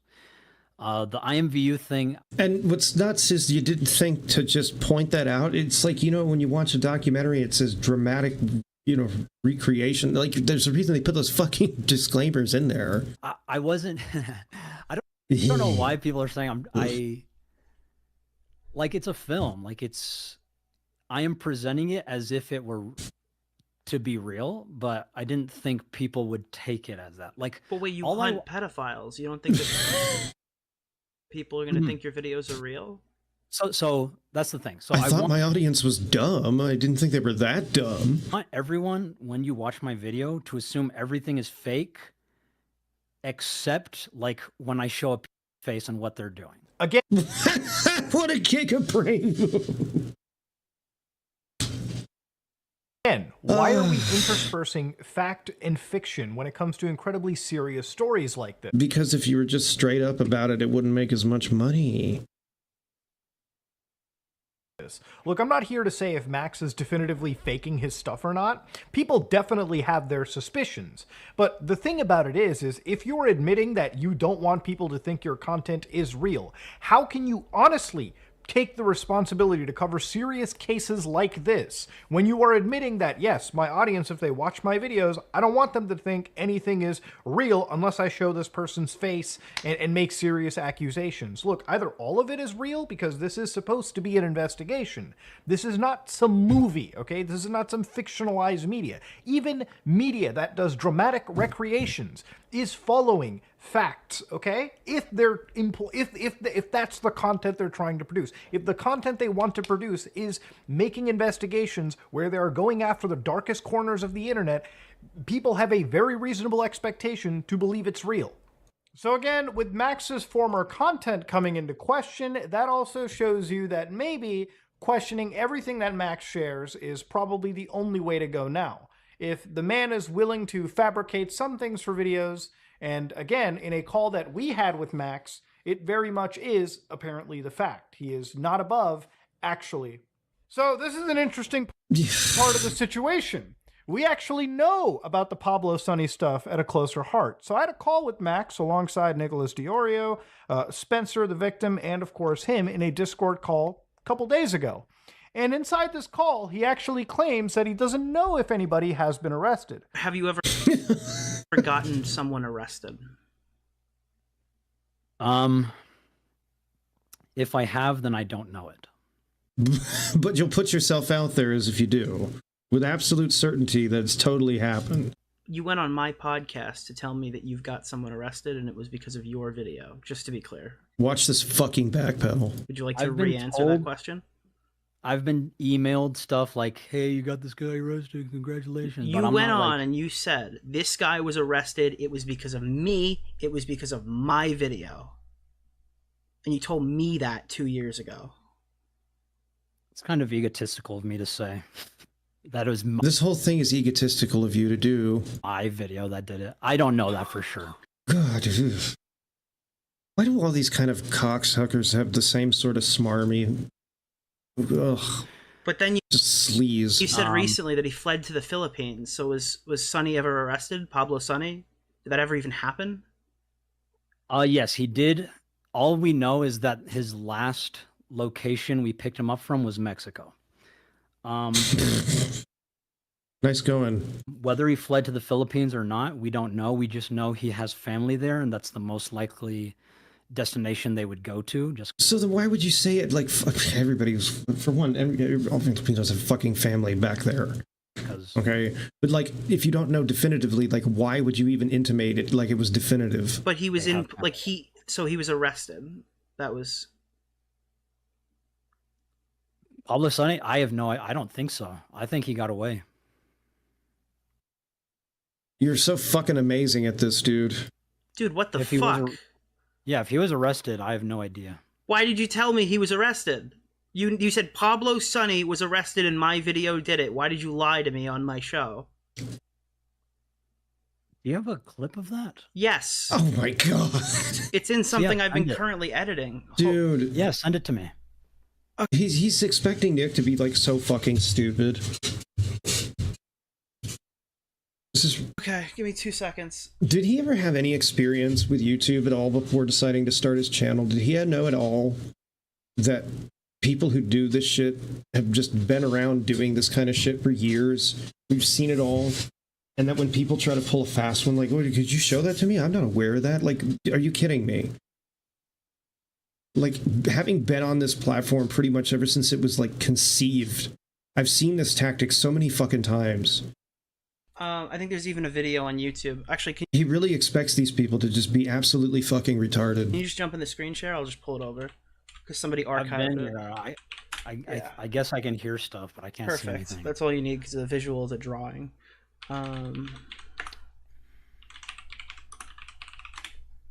Clickety clack. Okay, here you go. This is the two clips, contrasting clips of Pablo Sonny. Okay, so obviously one of them is in December 29th, and the other is, December 29th, 2021, and the other is November 27th, 2023. Okay. Okay. What is your primary goal? Is that then? There's no. What's your other? Well, I guess the question is like that the Nick's getting at is like, okay, so you want to enact this change. What do you hope is the eventual result of your video? Okay. Of all this. So I know there's people out there saying I'm doing it to self-serve. I just want my video back up. I don't give a shit if my video comes back up. It did what it needed to do. So that was in the video is currently in police custody. And it was that as a result of your video, or was that prior to the video? Yes, it was because of the video. Right. The video was about IMVU and this one predator. I made it about him and him alone. IMVU is a game, right? You played the game and you exposed this guy. Yes. Do you mind walking? I'm surprised that anybody even uses IMVU still. I made an IMVU in like 2007. It obviously doesn't exist anymore. There's no way it did, but it was like when it first came out, like as a platform. I used it like once. That was it. Chain of events. It's like a rip-off Second Life with like almost no interactivity. Events that led from your video to him being imprisoned. Yeah, so I dropped the video. The end of the video is a call to action. Usually all my videos are a call to action, like find him. And we do all the work for me. Did. So in this case, find him meant like you didn't know who he was. You wanted his doc so he could go to jail. All we had was his face and his voice. Right. And out of that, I said, find him. And then within 24 hours, we found him. And then I started social engineering all of his friends to give me his information. And they did. And then we pegged him. He fled to Mexico. You pegged him, huh? We found where he was in Mexico. Wow. I don't know if the look at how fucking definitive he makes these statements. Just how absolutist he is in this. It's so fucking glib. Police. He was from Canada. So I don't know if the police asked him to come back. As all terrible people are. Mm-hmm. I don't know if the police asked him to come back or he went on his own volition or they forced him to come back. I don't know any of those details. I just know he went back to Canada and was in police custody for a certain amount of time. How do you know that even? So you lied. So that was what I was told through Instagram post when I was in contact with his friends. You didn't remember that until I showed you the clip? You didn't remember that, like, this is your biggest crown and He fucking nailed him, like... You got a pedophile arrested? I didn't remember the details, no. I just remember he fled to Mexico. You didn't expect that anybody would be able to put two and two together is what it is. All the police custody shit, that was only shit I was told. I couldn't verify any of that. Why would you go on a fucking podcast then and say it that with such certainty? So you just got on stream and told everybody it was me. I did it. Mama Max, #1. Yeah, that's not cool. You can let people know I think that. I mean, we literally had him in a voice call. Like it's like the Mega Drive. Like it's. He should know better, but here's the thing: he does know better. People like this are completely aware of what they're doing. They just expect everybody around them to be too stupid to catch on to it. literally us. But that's never the case. Saying we're 14 years old. He's saying, yeah, I want to see, I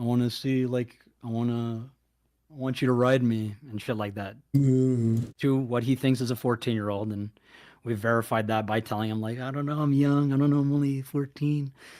Oh, hi. Oh, fuck off. Really? Hi, I'm Steve Bloom, and I've voiced thousands of characters, including Wolverine. Stop. I'm glad you have. I don't care, though. But thank you for voicing characters. Should be sufficient to put him in prison. But the law says otherwise, I suppose, because as far as I know, he hasn't been imprisoned, and people have been I received an email that someone was going to talk to the deputy about why he hasn't been arrested. And I'm also actually going to start interviewing police local to me as to don't get arrested, because I know they all want to arrest them. It's just the law binds them. So you've never actually Who cares about any of that? And first off, that's total bullshit. Like, I file arrested. Not to my knowledge. He doesn't even know if he had any arrest under his belt.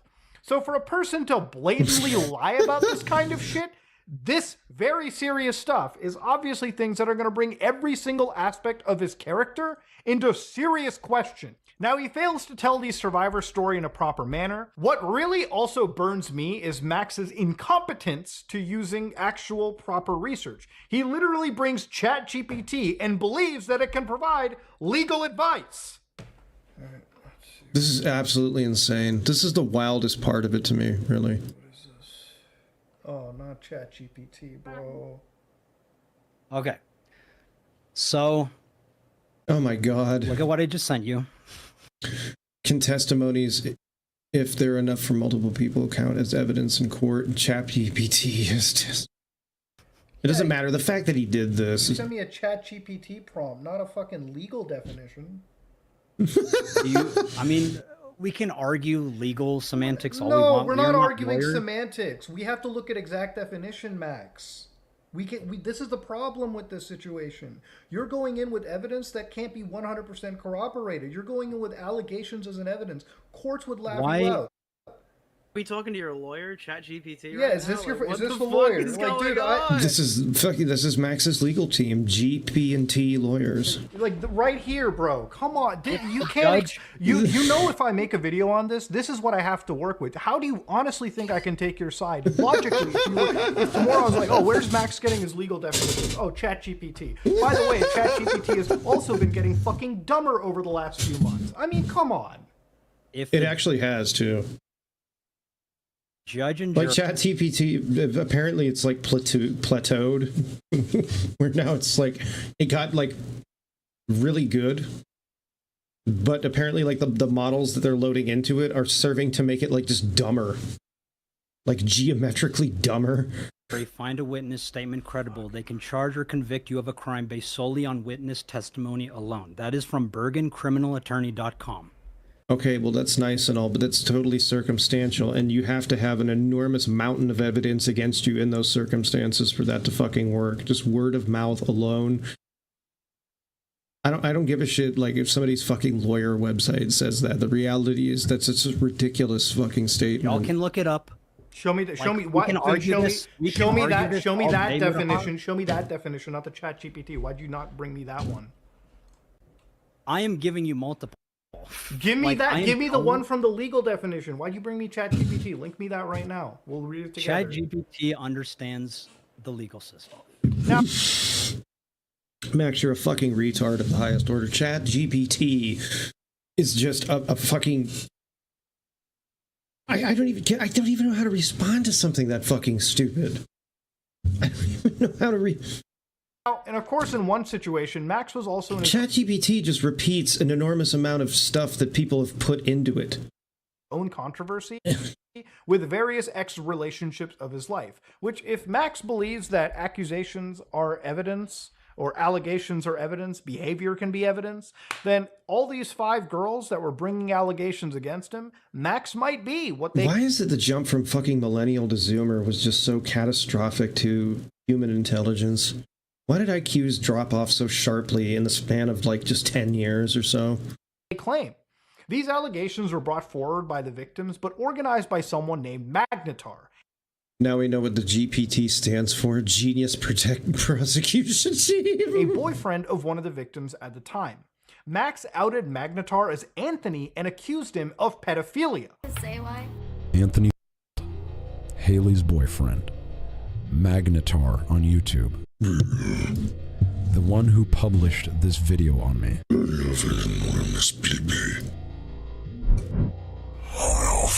One of the worst crimes imaginable. And it might have been okay if that was just one screw up, but as of recently, he's still made more unsubstantiated claims. To me, that was a poetic ending, is that this guy... A poetic ending was opening yourself up to an enormous defamation suit? Nice. Who put all my exes together, literally has a testimony against him.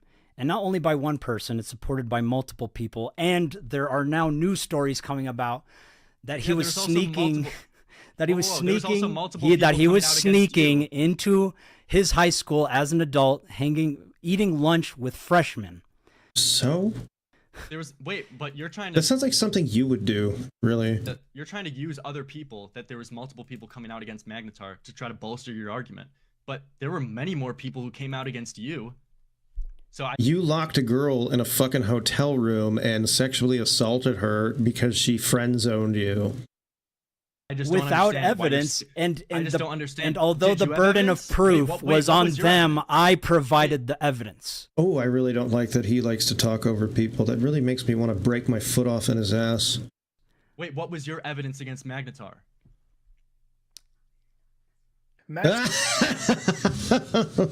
Pause. Max's account and evidence against Magnetar at the time amounted to a witness statement over Twitter, and that was all he really had to bring.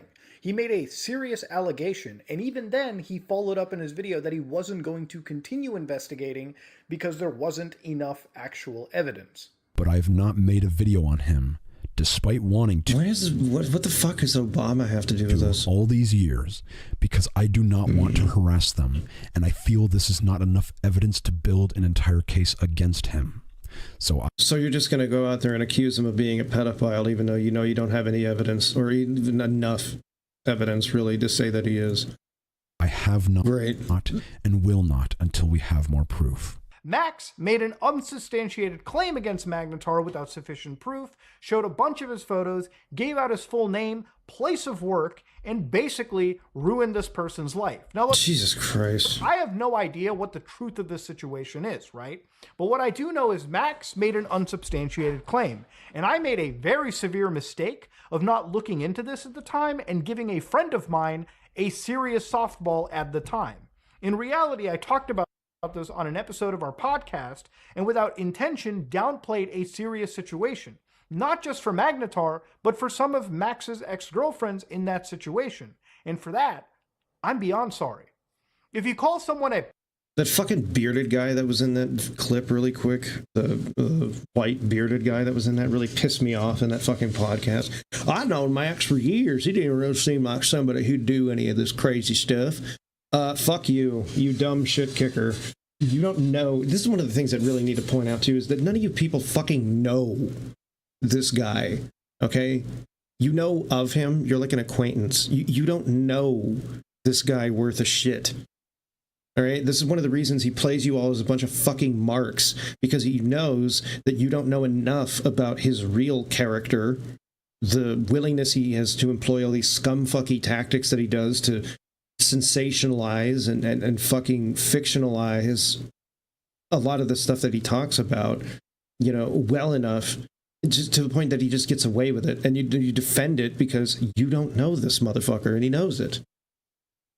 Well, I mean, I've met up with him in person a couple of times. That doesn't mean shit. That's worth shit. That doesn't mean shit. It fucking really just bothers the hell out of me that some of these people are just, they would make claims like that at all. But I've known him since he did all his like blog videos on his YouTube. You've known of him, and he played you for that. People like this are willing to use anyone that they need to use in order to get what they want. They're willing to give people the impression that they know all there is to know about them as much as they want in order to get what they want. Dude, narcissism doesn't know any fucking limits. People like this are fully in control of what they're doing until it gets fucking shredded by too many people for them to control the narrative of it. It's just par for the course with this kind of shit. Which he did. Make sure it's 100%. In the last 24 hours, Max made a video. So you basically defended somebody you didn't know anything about. Titled, I'm taking accountability into my own hands.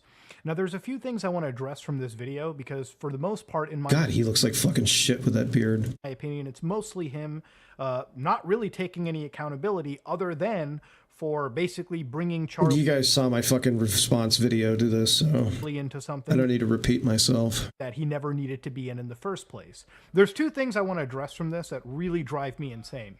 Let's just start from the beginning. It was so fucking rehearsed. I met Spencer. She told me what happened to her. I told her I was busy with other projects, but if you need me to hand this to someone else, I will. She said, no, I want you. And so, a few years later, I finally came back and I was like, okay, are you ready? And we did the podcast. How is it that you can waste 3 years on what could have been a solid investigation and decide to cover other content that people are now questioning the characteristics of, content that you have admitted to us is presented in a factually, like, misleading way, where Because he was milking it for money. we have to sift He between was milking it to try to get as many eyeballs on it as possible. fact and fiction when you had something real. If you could put the case, something you believe so serious, off for 3 years, why do you give the average creator 3 weeks to figure things out? I've actually known more about this case in the last 48 hours than I have in the last 2 months. I even found a YouTube channel through the help of one of the victims that reached out to me. And they showed me how, yes, one of these channels exists and how they predate on girls in the Georgia area. These are things that slowly are being built up, but I'll get to that later. The other point So there is some verified legitimacy to this then. is this. But you can't just tell your story anymore. Now you need concrete evidence.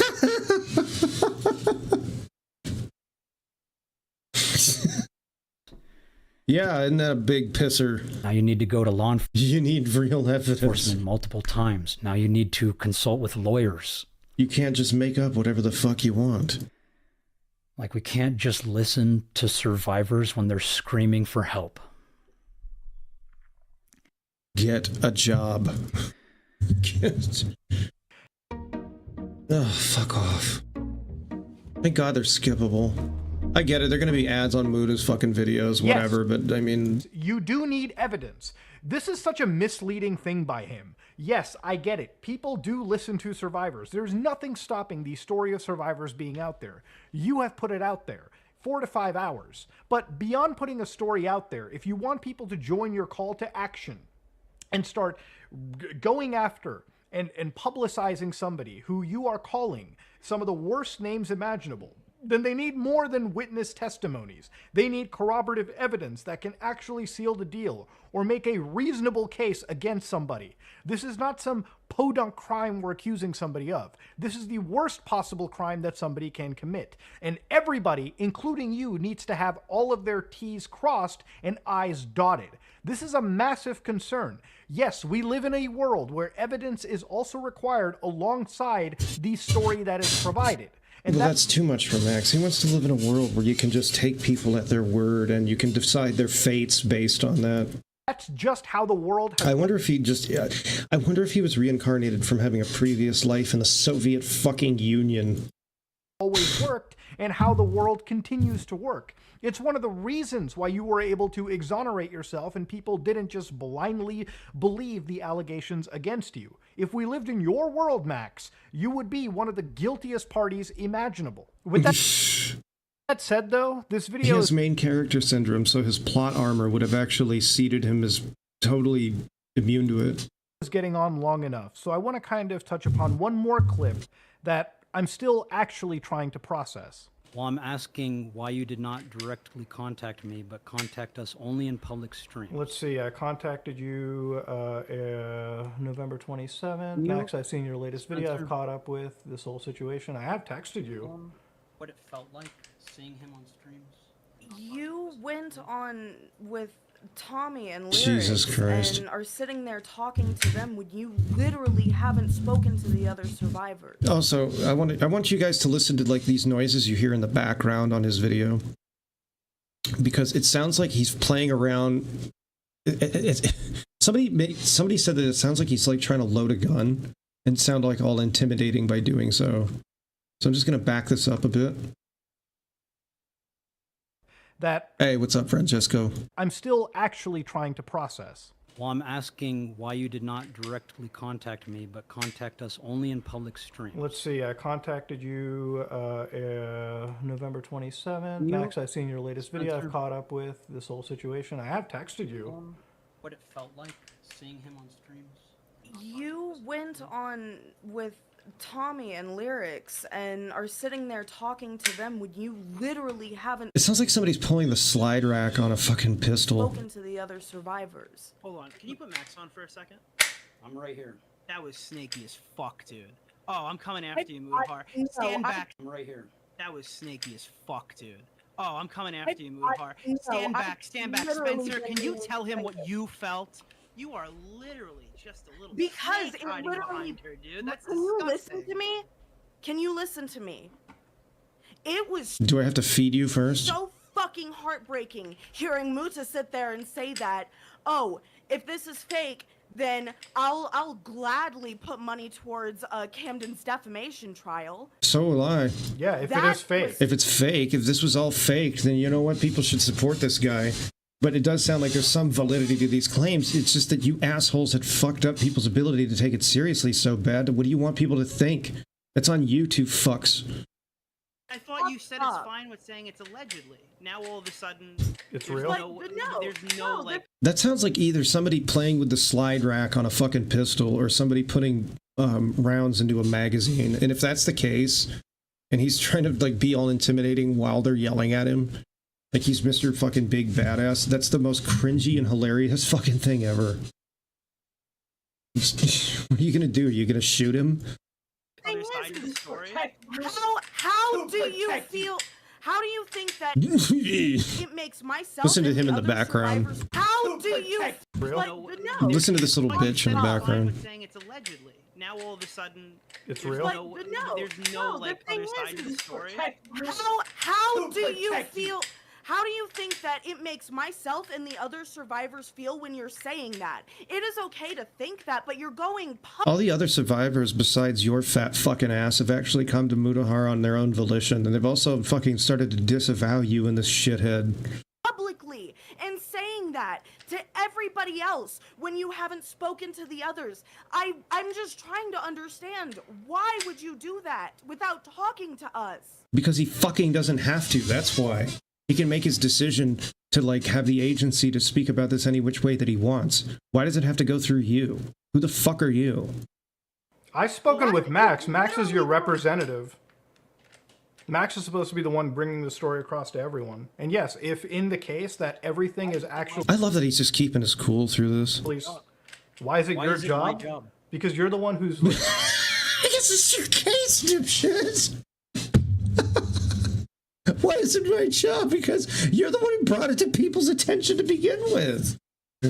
spearheading this. You're the one spearheading it. What do you mean?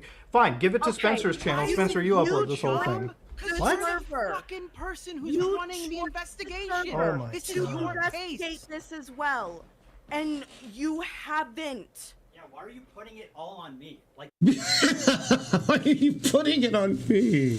You're the fucking one bringing it. Why are you talking about... I mean, look, chat, why did you guys put it on me all those years to investigate Onision? Why did you put that on my shoulders? Why didn't you just do all the fucking work for me?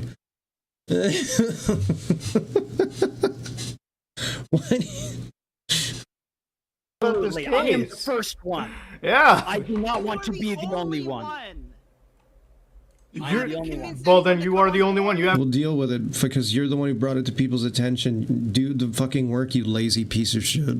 Haven't convinced exactly. You haven't made anything You compelling. haven't been listening to them. I've been trying to set up a call like this for months. Yeah, and I've had a Why 2-hour-long not call, like and I'm not Utah? moving anywhere close to the situation. In fact, I have more questions. Why can't you take initiative to talk to other survivors? Shout us out and give us money. Well, I'm talking to you right now more than anybody else. I want to address one comment I made here for Spencer, and another apology I want to make. I can understand how she could be frustrated, and any of these potential survivors hearing that I would pay for a defamation case. In reality, this is a heated moment, as you can imagine, where it's basically a big fuck you to Max. Throughout actually investigating this entire situation, to me, I find it wholly disrespectful that people will put actual effort. I will do my absolute damnedest to come with all the evidence I have, and anytime I do an investigation, and Max is playing incredibly loose. All I've seen is a character here that has made a mockery out of serious investigations, covered things with no due diligence, and in fact, if anything, has made unsubstantiated claims. To be honest with you, Max is on a thin rope. And this kind of a thin rope ultimately leads to collateral damage for everybody else involved. Making claims like this and causing a big mockery of this situation ultimately puts the case that is being built at risk. And I don't think Max's intent... Isn't messing with the slide a surefire way to wear down the mechanisms or get a misfire? Any firearm could easily explain how dumb of an idea it is to do that. Do correct me if I'm wrong. Especially on 1911s. Especially on 1911s, if you keep just racking it over and over again like that, yeah. They already have an issue inherently because they can actually misfire pretty easy. So can Browning high points, because they're built on a similar platform. Similar, not exactly the same. But and this is where this comment... if you're just basically just racking it over and over and over again like that, yeah. Or dry firing it over and over like that. Of course, you know... I wouldn't even put it past Max to be one of those people that doesn't even clean his fucking guns. Comes out of frustration. Speaking with more of the victims after this call myself, I feel very... Supposedly because he also fucked off out of the military and didn't even make it through training, like, due to the fact he tried to kill himself while he was in, like, somebody posted a comment on one of the videos talking about this, saying that he legally can't even own firearms. Very disgusted. Like the same way that like felons can't own firearms, apparently people that do what the fuck he did can't either. I don't know if that's true or not, but if that's the case, then wow. Hearing any more about the situation. Like less unlawful possession of a firearm. And the things that have been, you know, big if true, alleged to go behind it, which is why I'm doing my due diligence to at least try and help these victims out, but privately, not a public spectacle like Max is doing. Now, no shit. To say that I'm not flashbanged still by this clip is beyond me. Now, I have no ill will against any of the victims. I have no ill will against Spencer for even saying whatever she said to me in this moment. I actually put more of the blame towards Max since he's the investigator and lead charge of this entire process. Well, that's nice. I'm going to put it on both of them because this chick's not a fucking retard and is completely aware of what it is that he's doing. There's no way that she's not. Nobody's that fucking stupid, even if they get manipulated into thinking they're in a werewolf cult or whatever the fuck. Okay. You know, clearly both of these people are running some kind of grift on this, and if they're actual people who've been legitimately victimized by this guy that they're going after, well, I mean, that's fucking terrible and all. Their story has been completely blown to smithereens as far as credibility until they can come forward of their own agency and stuff because of the actions of these two fucking assholes. Which really doesn't, at that point, shock me at all that this chick would get wound up or involved in something like this, really. I mean, yeah, it really sucks that you got manipulated when you were a kid, but you're an adult now. All right, you're being a big fucking queen, making this all about yourself. You know, under the guise that it's altruistic and for the benefit of other people. It's bullshit. So, you can put as much of it as you want on him solely. I guess you want to cover your ass by doing that. I'm not as charitable as you, and I'm going to put it equally on the both of them. This all falls on his shoulders. To say that I'm not doing enough when... Yeah, Goo. Basically, this surrounds... Max is basically investigating a cult of people that were, like, manipulated and abused by this guy who thought he was, like, a werewolf god. The whole thing is fucking ridiculous, and if that's the story they brought to the police, then no wonder they didn't take it seriously. and I have spent 2 hours of my life in that call. I've talked to 2 other victims, and I've also researched what this cult is. And again, I've learned more about it in the last 48 hours than I have in the last 2 months. Look, I'm not an expert, and I can't claim to be doing anything that is genuinely super involved in a case like this. But I guess to end this off on somewhat of a positive note, I don't know what to say other than I have tried to give my time, my energy, and I will continue to do it in a liaison capacity. Look, there are people that are trained for this. Lawyers, cops, even other YouTubers who've worked with lawyers and cops regarding similar And actual lawyers, not GPT. situations like this. And all I can say is, given my time and tenure on YouTube, the people that I've worked with, I have built connections. And what I can do is utilize those connections to allow people to actually investigate this case. But at no point is anything that I'm going to be doing anymore regarding the situation public. I'm never going to be making a follow-up video, and I never am looking for any apology. That's the smartest fucking Giga Chad move you could make. Or reconciliation from That's the biggest Giga Chad move you could make. I absolutely dislike how he's handled this, and it's left a serious bad taste in my mouth. With that said, all I can do is try to handle this situation and assist these victims and survivors privately, whether that be at least even paying for a legal team to bring this to a law enforcement team, or working with people that can work with actual cops to investigate this matter with the respect it deserves, and hopefully gain justice for the parties that feel that they have been wronged. Ladies and gentlemen, I have nothing more to say. Max is the prime example of a YouTuber that has let his ego go way far beyond than it should have. He has taken a serious That's being nice about it. situation and made a complete mockery out of it. And ultimately, I don't really think that he has a place on this platform. The kind of content that he's made and the kind of profiteering He's basically saying, get the fuck off this he's site. done on serious topics, I have less respect for him than everyone else that I've covered in the past. Oh, shit. That said, this is me, Mutahar, and I'm out. Damn. All right. I have the next one over. No, that's not it. Yeah, that is it, because I think I have to go back. Okay, let's see.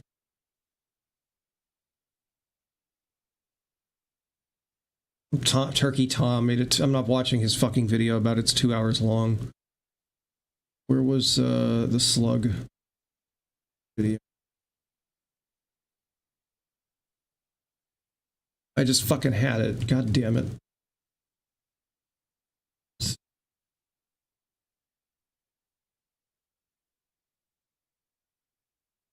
Okay, here it is. Former Mama Max. All right.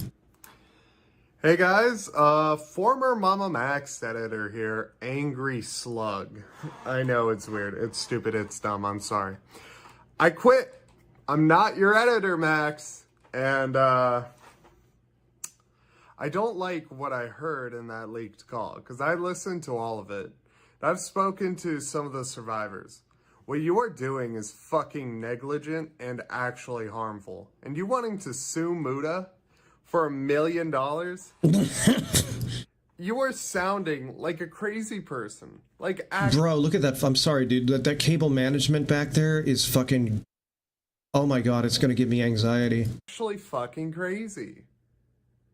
I've told you multiple times, do not do this shit. And you do exactly the opposite. Is that shocking to you, though? I told you, hey, just say you're going to be shutting up and not engaging in this. What do? You don't take accountability. You don't do anything. You're just like, oh, they're all bad. Because he's playing you guys for fucking marks. They're all pedophiles. They're all evil for not agreeing with me. And, like, you're fucking over the people you are trying to help. And go ahead, threaten to sue me, Max. Threaten to sue me. Because I've done nothing but follow that non-enforceable NDA, and I've been nothing but helpful to you.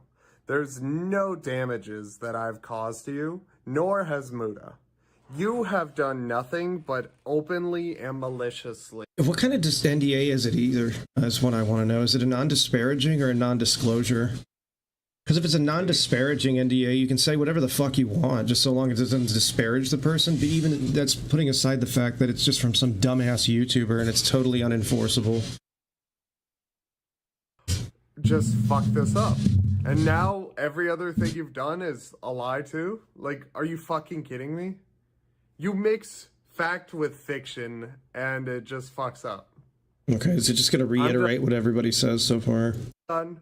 If you are a survivor of Camden Gerard Davis, contact Gwinnett County Police, contact a lawyer, and if you have done either one or both of those things, contact me. Do not have me as your first contact. Do not have any YouTuber as your first. This is exactly what Max should have said. Contact. And yes, he's not saying anything wrong. Enforcement And or this, God, dude, I'm sorry, this guy's grossing me out. Spittle in your mouth, dude. lawyer. This type of shit is fucking disgusting. Okay, whatever. I'm going to. No shit. Okay, whatever. He's just gonna fucking reiterate the same fucking points over and over again that other people have already made.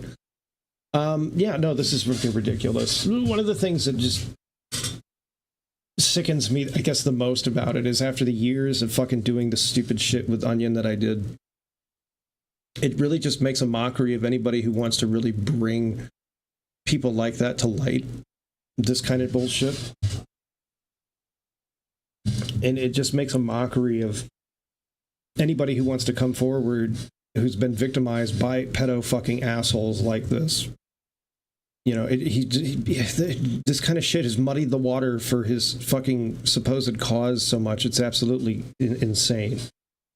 Absolutely fucking insane. I don't understand how people like this are just so fucking greedy that they think it's a good idea, like in view of the public, to do this kind of scummy fucking bullshit. He reminds me of Richard Christie, except Richard Christie's probably a better drummer. I don't know if you know this, but like Richard Christie is Death's original drummer.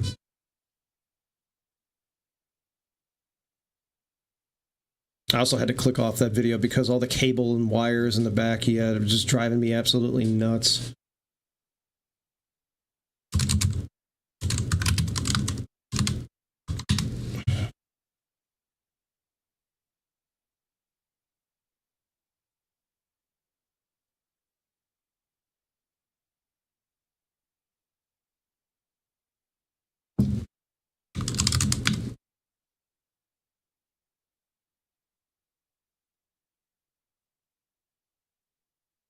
I'm trying to find this like leaked Patreon video. Let me see. I do have some sources for these things.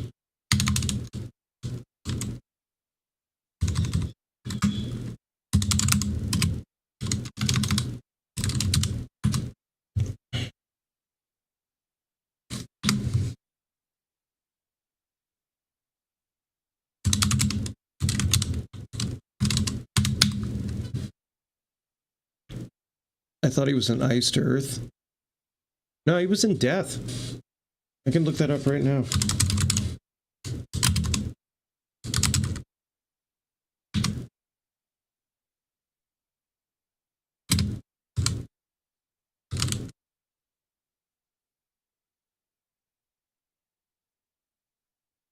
Richard Christie, Wikipedia, blah, blah, blah, blah. Thomas Richard Christie is an American drummer and radio personality, best known for being the former drummer for several heavy metal bands since the early 1990s, most notably Death. But yeah, so he probably was in Iced Earth. Let's see.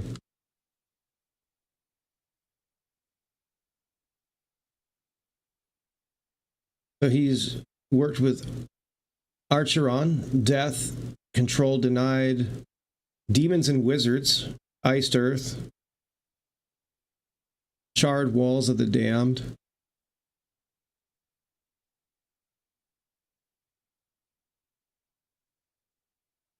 mean, I legitimately like Iced Earth, and I do like Demons and Wizards. I just can't really... I can't really vibe with them after the whole January 6th thing. And that's not like a libtard fucking take on it. It's just like, if you're gonna pull an insurrection, make it an actual fucking insurrection. That's all I'm gonna fucking say. Don't just steal a podium and then call it a day. If you're gonna fucking go to prison over something like that, fucking go hard or go home. That's all I'm saying.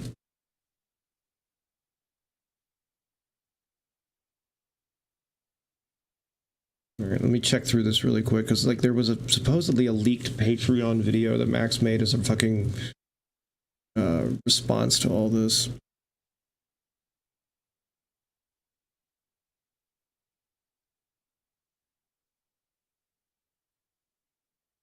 So what's your favorite firearm? I do like 1911 Colts. I don't know why. I've always had like an affinity for that particular handgun. Like, its general design is very just iconic.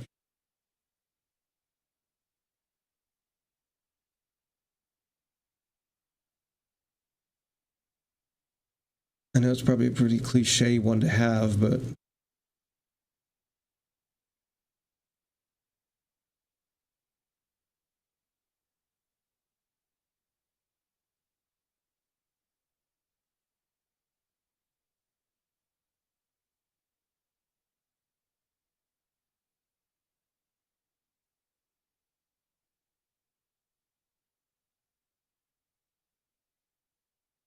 Hang on a second.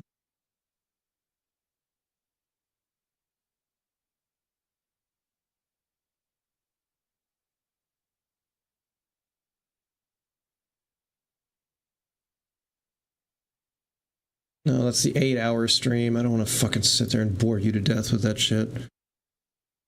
The most American choice. Well, it's not just because America. It's because I don't know. I like the design of it.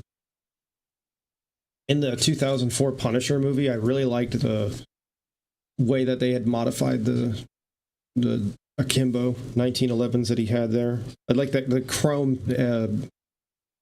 barrel tip that they had was really cool.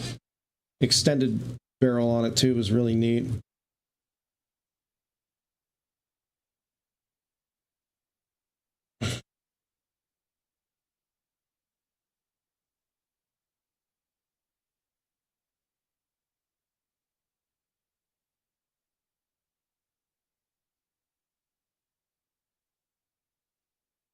Do you like the AK platform? I like how moddable it is.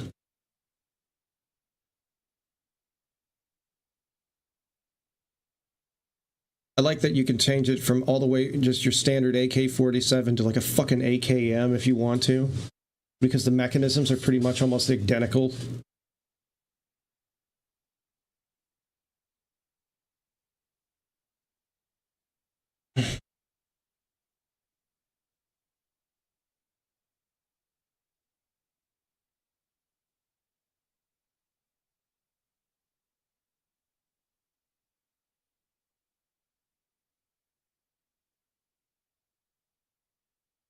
Okay, so does anybody grab this or not?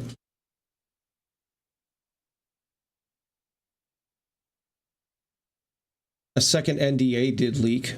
I can read that. Because it looks fucking absolutely insane.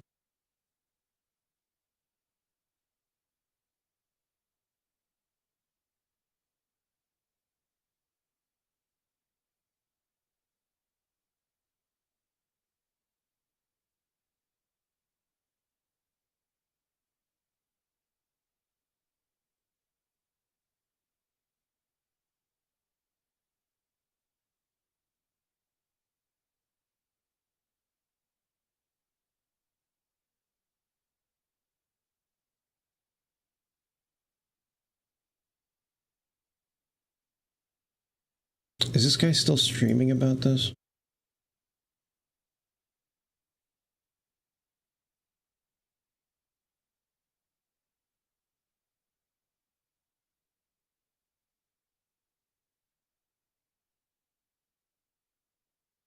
Okay.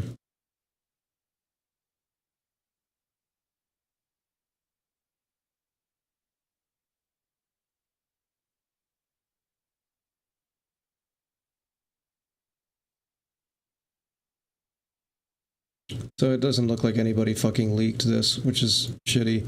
But he did like a fucking...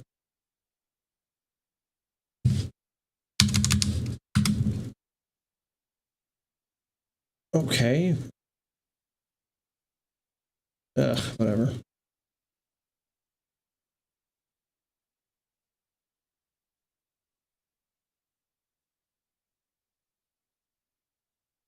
Alright, hang on.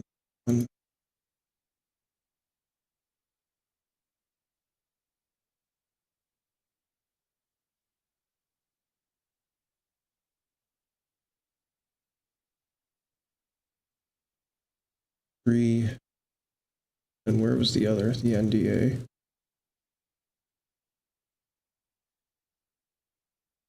Image new tab.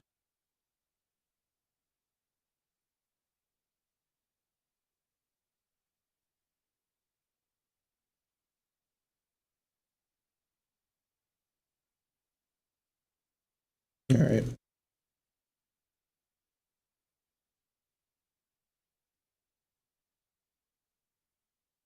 And then there's one more I gotta get.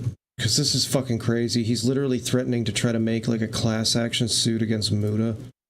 Because he made his fucking video. Like in terms of crazy shit that I've fucking seen people do to try to get back at somebody, this is definitely way up there.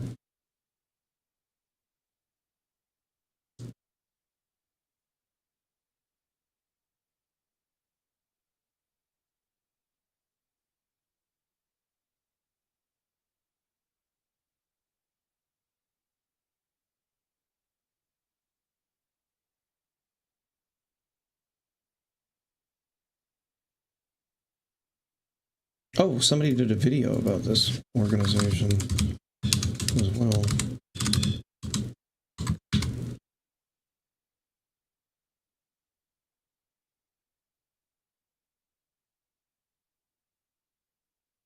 Oh, it's a fucking hour long. Jesus Christ, really? That's like the new thing for YouTubers, to make videos that are 2 hours, 3 hours long. I don't have that kind of time. Who does, really?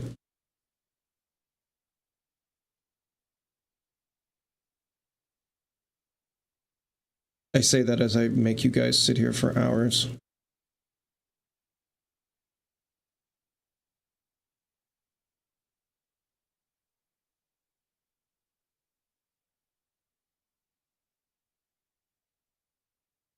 Okay, this just covers the whole fucking thing that we just watched.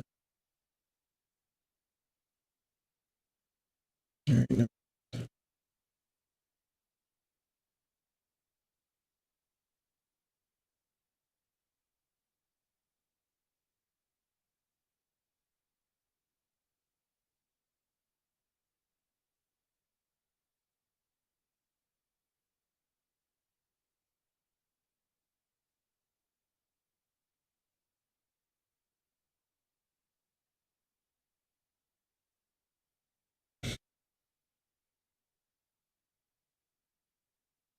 No, it actually covers more. So the video itself is 2 hours long, and it does really cover the same points we've just heard, but it actually does go into more depth about, like, what this organization was and what this group was about. It just takes fucking forever to get there. I don't feel like doing what some streamers do, where they just fucking, you know, 2x, 3x, 4x watch a video series like that and just respond. It's stupid. Some screenshots exist of, like, hang on, the group itself.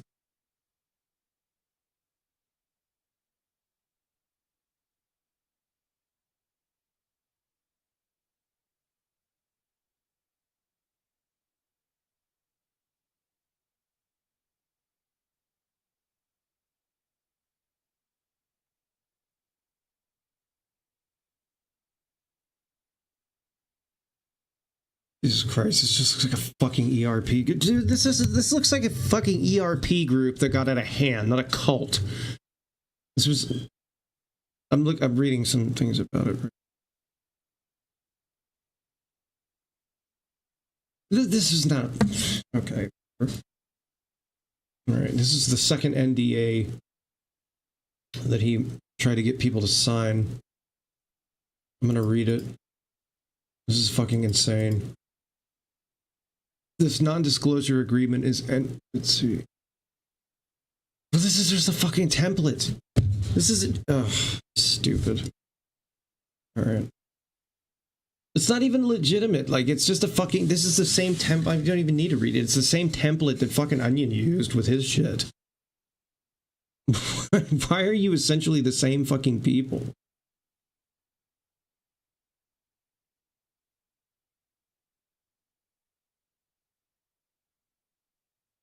Ugh. Stupid. Stupid.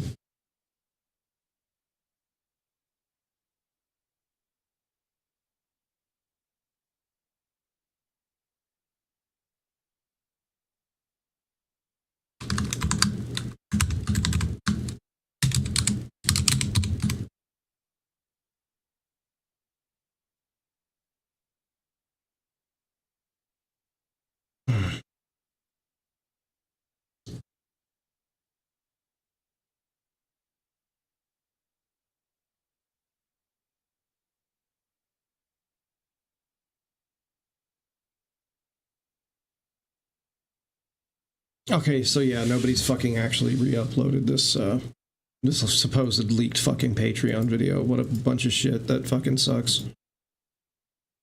That just fucking sucks.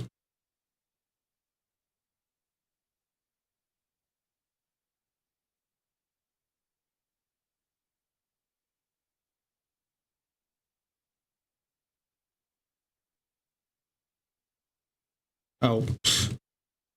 Okay.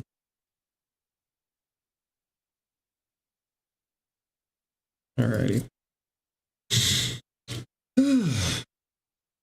Grug in the morgue. Oh god. You know what fucking crazy is that as cringy as fucking morgue is, he managed to like really avoid any of the real intense scrutiny that people like Onion or people like Max get even to this very day. Like, he got a lot of shit.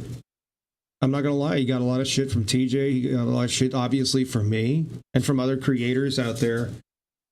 And he managed to survive it all and just has his weird, obviously scummy fucking just like scam going on.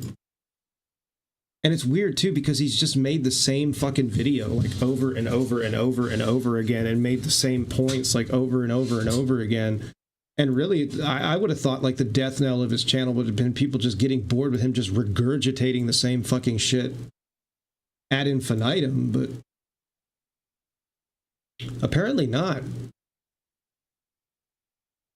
I checked out his channel the other day just purely out of curiosity. I was like surprised. It's like, okay.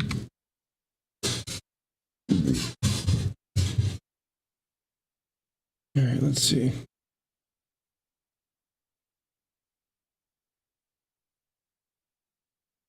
Okay.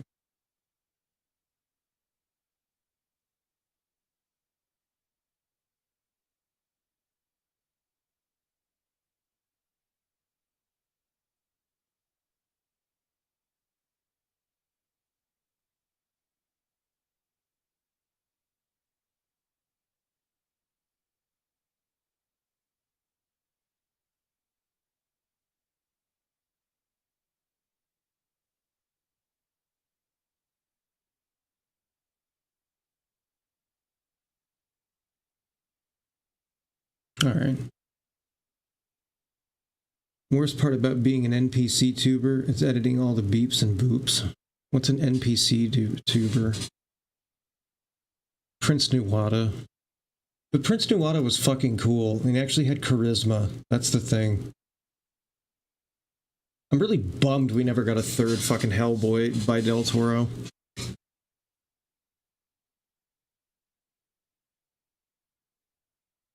I don't even bother with the self-censorship shit. I can't. One, I don't have the patience for that level of editing to just edit out all the cursing I do. It just inherently. But I just don't feel the need to. I mean, sure, the people do it for like a TOS thing. I don't give a fuck. Okay, I don't see like why it should be that offensive, and I don't care if there are ads on these videos or not. Like I said, I mean, I got the Patreon in the fucking description box. You want to support the stream, go ahead and donate directly there. Del Toro directed the second Blade movie, which I was pleasantly surprised by. Have you seen the movie Mimic? That was a really good one. Hey Alex, what's going on? That was a really good movie. It was supposed to be even better than the one we got, and he had to basically just outright fight with fucking Harvey Weinstein to keep him from just cutting the movie to shit.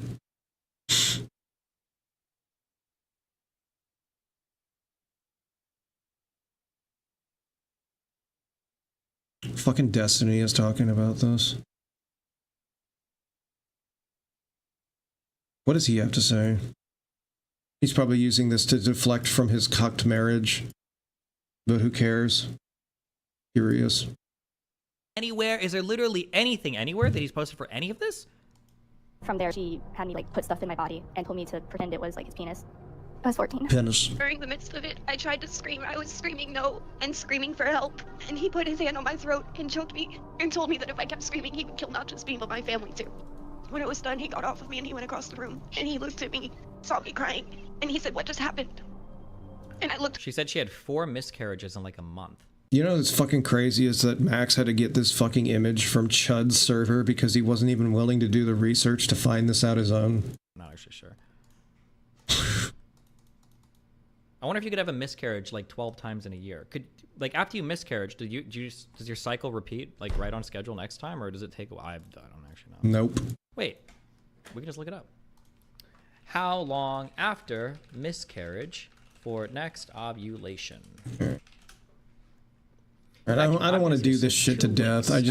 I knew that this fucking Max guy was a fucking scumfuck who was just looking for money, and he's just another one of these goddamn attention whores who cares about fucking nothing else. I mean, I knew that the minute I don't really want to care too much about it, but anyway, I don't want to bore you guys to death with that shit too much. But yeah, it's kind of vindicating to see this fucking kick him in the ass. Really. Like the first time I'd ever watched one of his videos, I knew that there was something off with them.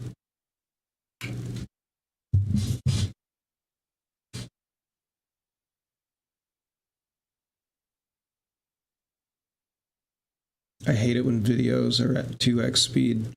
I get why people do it, though. I get why people do it.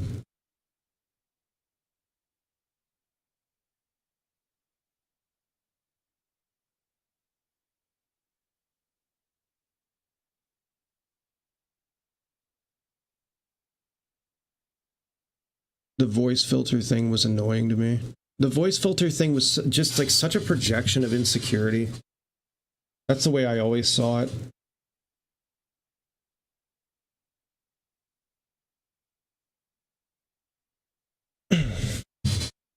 I could never look at it any other way.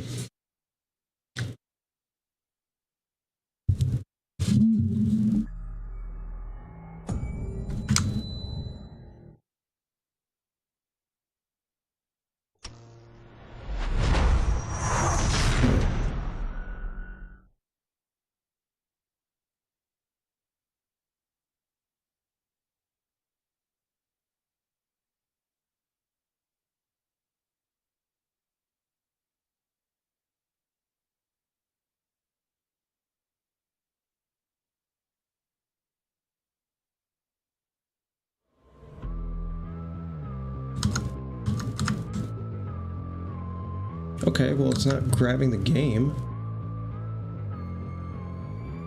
All right.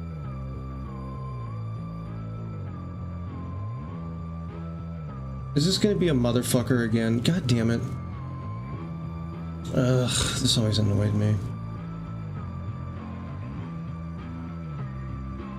You remove that. Yes, I want to remove window capture. And I'm gonna add another fucking window capture because they still haven't fixed this bug in motherfucking... Wow, I can't even detect.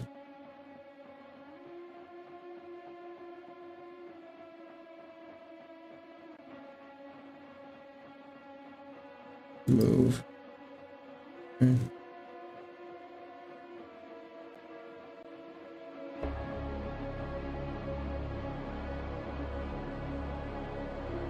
Is there another one I can use? Add game capture.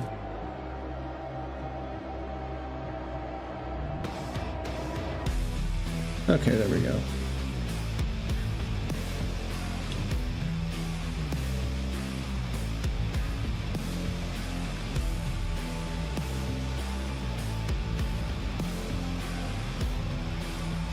So fucking annoying. Sometimes display capture works, sometimes it doesn't.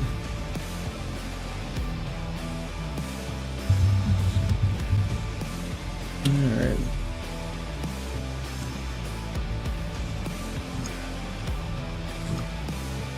Alright. Sometimes I have to use window capture, sometimes I have to use just straight up game capture. Peter Griffin. Alright. Oh, right.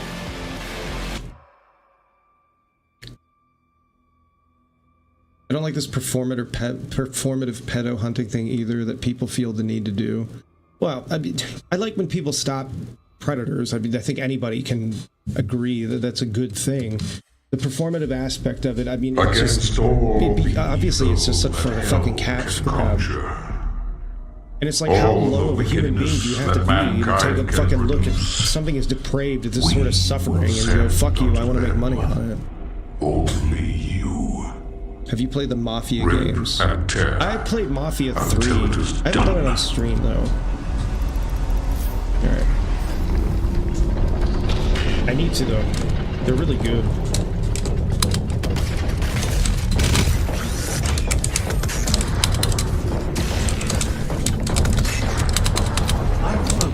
Signal. I will mark it on your HUD.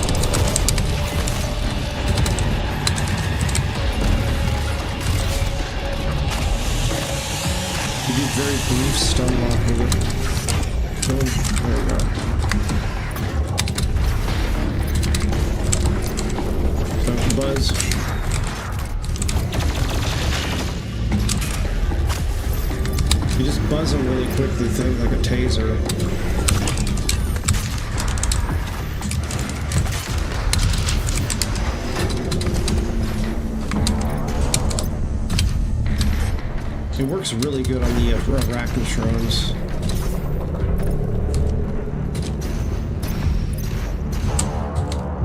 Open up. Skulls for the skull throne. My soul remains guarded. You can.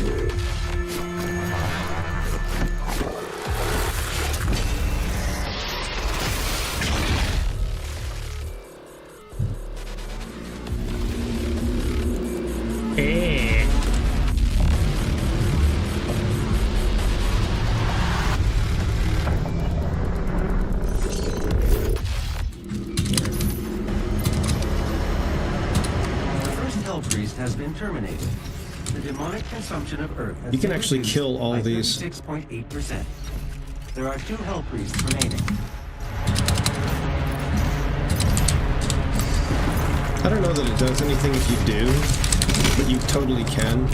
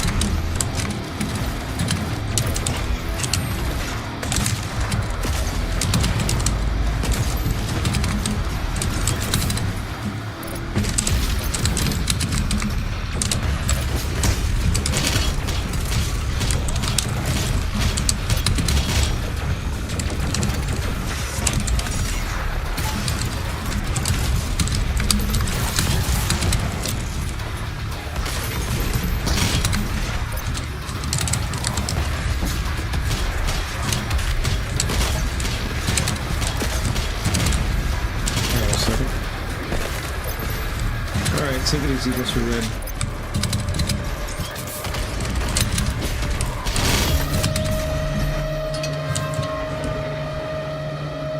That is a very loud keyboard. How badly is it? Like, how badly loud is it? I might actually have to adjust my compression because of that, then if it's actually becoming like absolutely annoying to people. Basically, I try to have the noise gate on this mic set so that it doesn't, like, annoy the fuck out of people, but... Oh, fuck, it's gonna pick that... Fuck you, get out of here. It's gonna pick it up that bad, damn. Oh, dude, it, like, maxes out. Oh, I had no idea. Hang on.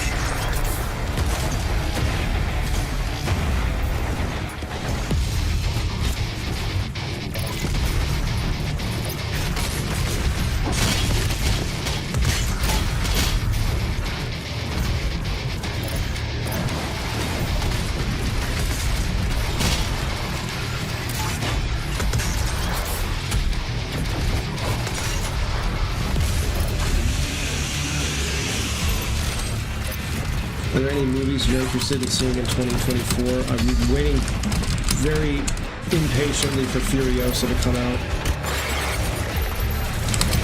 Very impatiently. I'm like huge into the Mad Max movies. I've been for many, many years, and I love Fury Road. So I cannot wait to see a continuation of that universe.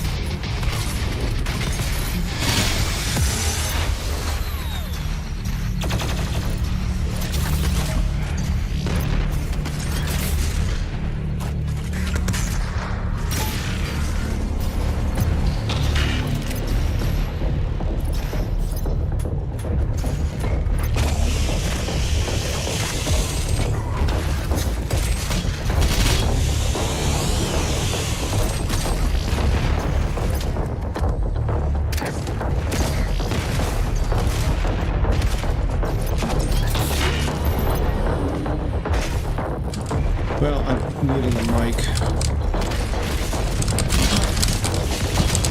I didn't realize it was going to pick it up that hard. This has to be a condenser mic. That's probably why.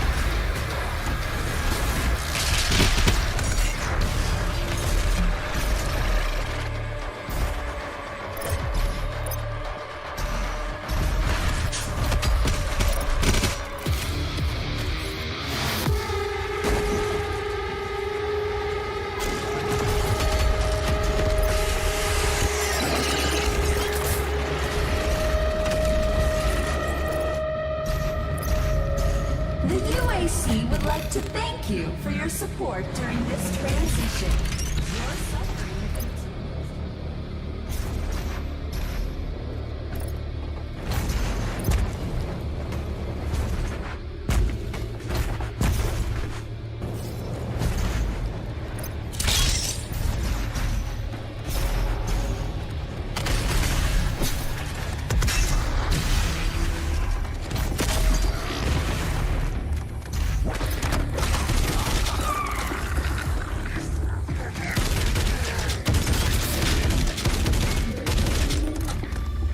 I want a shotgun that really has a mod like this on it for real.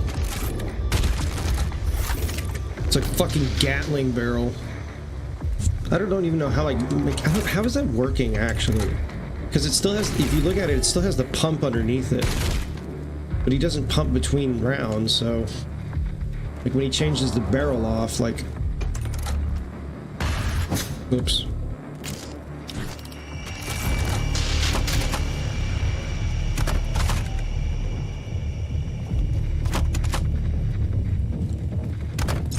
It changes the entire back mechanism too, not just the barrel. Mechanically, I'd really like to know like how the fuck you would make something like this.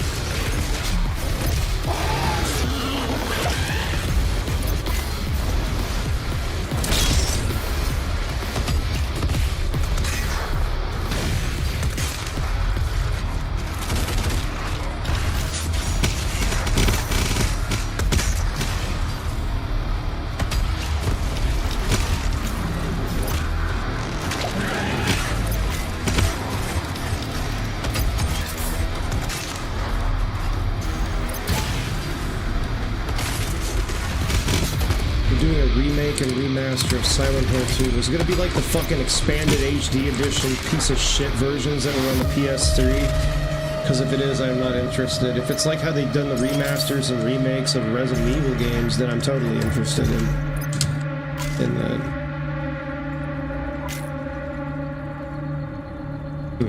I guess those are devs. Oh yeah, you gotta go from the top for that one.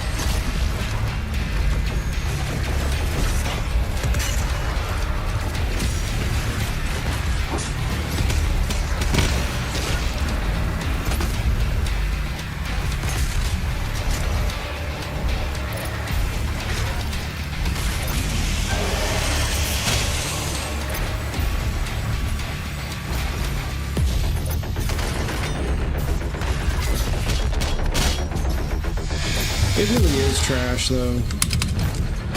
It really is. I bought it not knowing what I was getting into. She is inside that demonic citadel. At all. I will mark her location on your HUD. And it's fucking awful. The Silent Hill HD collection for the PS3 is just fucking awful. Like, I had Silent Hill 3 with that, and oh fucking Christ. Like, I mean, the game, narratively, the game is amazing. Gameplay-wise, I mean, it's fucking rough. There's those tank controls and shit, but I mean, on that version especially, it just makes, fuck, it made me want to kick a baby in the face. Oh, I hope so. I'd love another Metroid game. But when outside of her domain, she is by all accounts indestructible.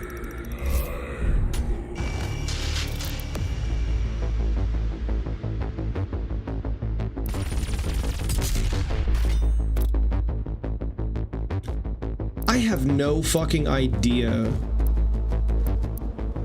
how this fucking reward system in this game is calculated, or the point system in this game is calculated at all. I have none what the fucksoever. It doesn't make any fucking sense to me. It almost feels like it's entirely random. I just want my Dino Crisis remake to happen finally. Oh fuck, dude, I would be so stoked for that if that was ever to be a thing. Dino Crisis, people sleep on these days, but it was really fucking good.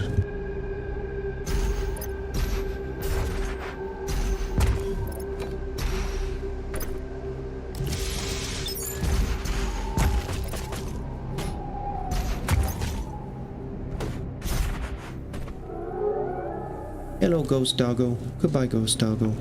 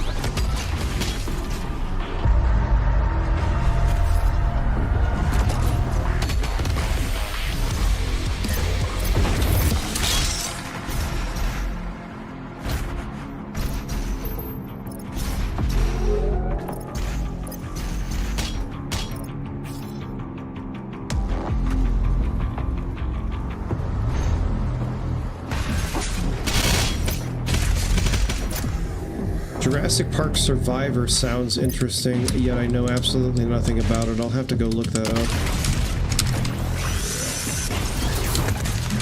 I'm quite out of the loop on a lot of new games. I like what I like. I don't try to get too outside my wheelhouse. I just don't really have the time for a lot of new games anymore. God damn it, come on, grab it. Thank you. Here we go. Hence why so many years later, I'm still fucking playing this. Okay, let's go.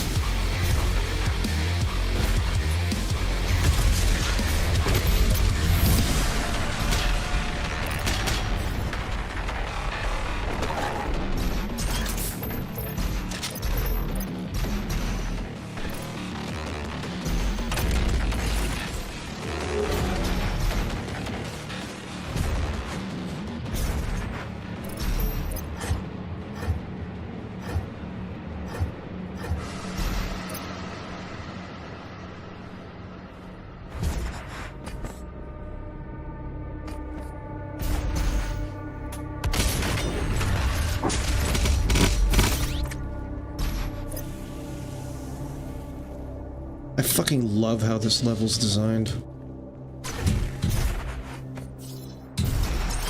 I wish they would do more with these guys in this game and future sequels if they want to continue on this storyline at all. And I also hope they kick Hugo Martin's fucking ass off this project so he can stop fucking this franchise into the dirt and screwing over people like fucking Mick Gordon. What an asshole. I don't know if you guys know about what happened with that. The guy who designed the soundtrack for this game literally still hasn't been paid for making it. And they gave him like a 2-month deadline to make all the fucking music for this. They treated him like shit and then threw him under the bus. It's fucking awful. Clown fucking behavior. But yeah, if they do continue the storyline, I really hope they focus on the Sentinels and stuff. I would love when you didn't even play as Doomslayer, but you actually play as one of these Sentinel guys. I'd love to know how badass they were by comparison.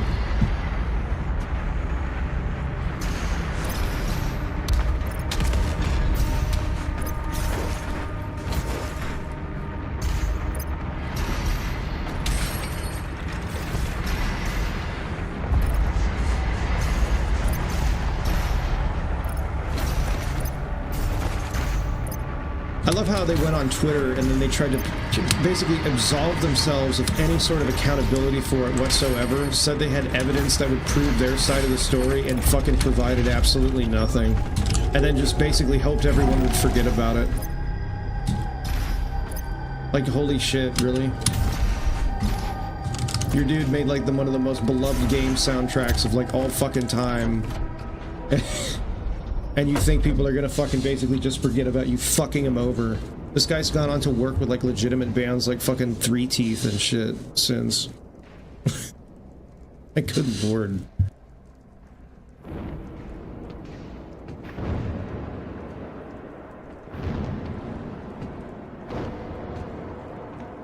Oh, I'm sorry you feel that way about it, but you totally should check this game out. It's fucking badass. But I get it. I get it.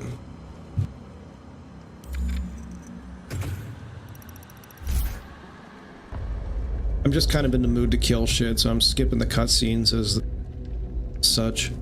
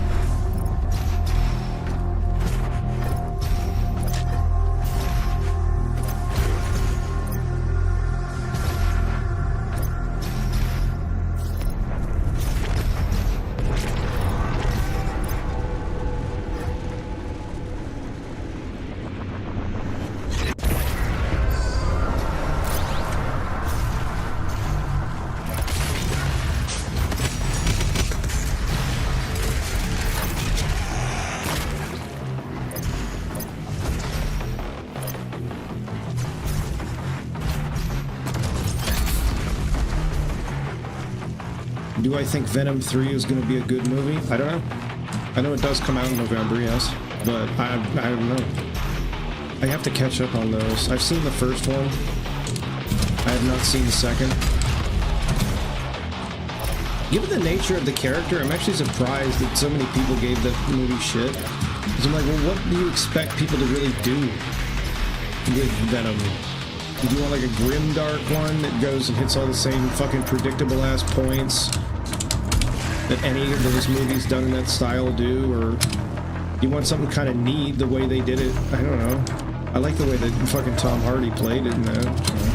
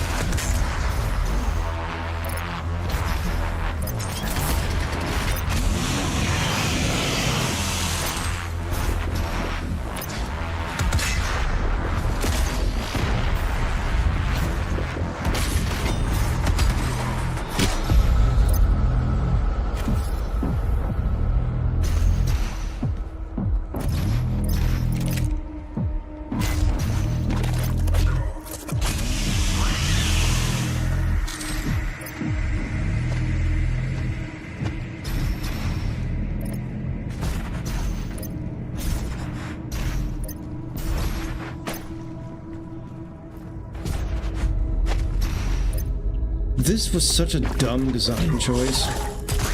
This purple shit that like slows you down. Like, I know you can just like grappling hook stuff and sort of like yank yourself to move faster with it, but it's just such a design misstep. It's just such an artificial way to like arbitrarily increase like how difficult a map can be. I don't know that I would have added this in. Like, this, and then in the master level for the Super Gore Nest, the section where you have to face the two Marauders in, like, the acid pit, are are just such dumb design choices. They're like my two only real complaints after like actually getting good and being able to like really beat the fuck out of this game. Like those are my only two real complaints as far as design choices are concerned, because they're such fucking missteps. You can use it to activate the mech and clear a path forward. In the Super Gore Nest Master level, there's an area before you get to the big final fight where there are two marauders in a very narrow hallway, and the floor of the hallway is like damaging acid, and it's like fucking ridiculous. Like it can be done, it's not impossible, but like the amount of damage that you're taking and the amount that your ass is getting kicked is so fucking ridiculous. Like every single step you're taking more and more damage, that it's like it just becomes tedious. Now motherfuckers who are experts, they can do it, and I've done it. I mean, it's not impossible, but you know, after like the 7th or 8th attempt, I mean, you're like kind of demotivated at that point. It's like ceased to be in the wheelhouse of like fun at that point. All right. Oh, get up. Get up. Fuck off. Excuse you, bitch.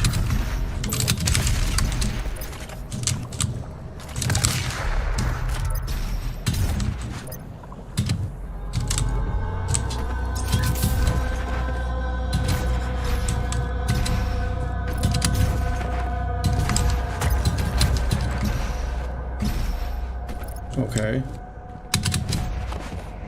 Oh, that's right. I think I fucked up the sequence on this. Hang on, you gotta hit these platforms in a certain sequence. Yeah, there you go.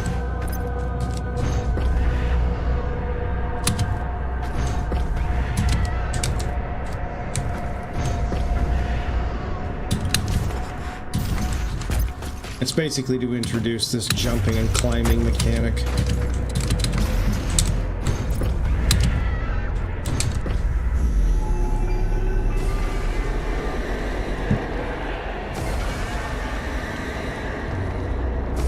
I feel like a Doom movie would be hampered by executive meddling, rush production schedules, and director getting kicked off the project, etc. Actually, none of that happened in the two Doom movies that exist. Doom, and then there's Doom Annihilation, which has actually nothing at all to fucking do with the first one. The first one actually stars Carl Urban and The Rock, and I actually liked it. I actually quite liked it. It's like basically Resident Evil in space, but it's not bad for what it is. I don't give a crap if people think that take's bad and it's another one of the worst movies ever. Fuck off. No, it's not. It's hammy. It's very aware of what it is. Doom Annihilation was made in the last couple years. It stars people that nobody really of note, besides Nina Bergman. She was pretty cool in it. She's badass, and she needs more roles, in my opinion. I actually won a contest regarding that movie. I got like a couple of cool goodies. Like I got the movie itself. I think I got it right here. Hang on.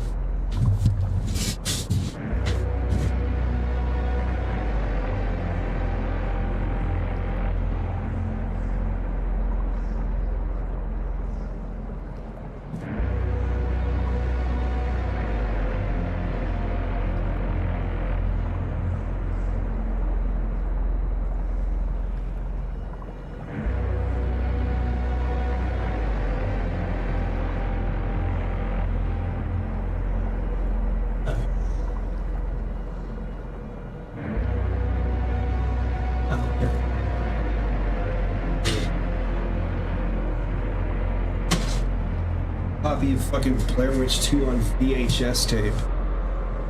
But yeah, I don't know if you guys will be able to see this, but yeah, this exists.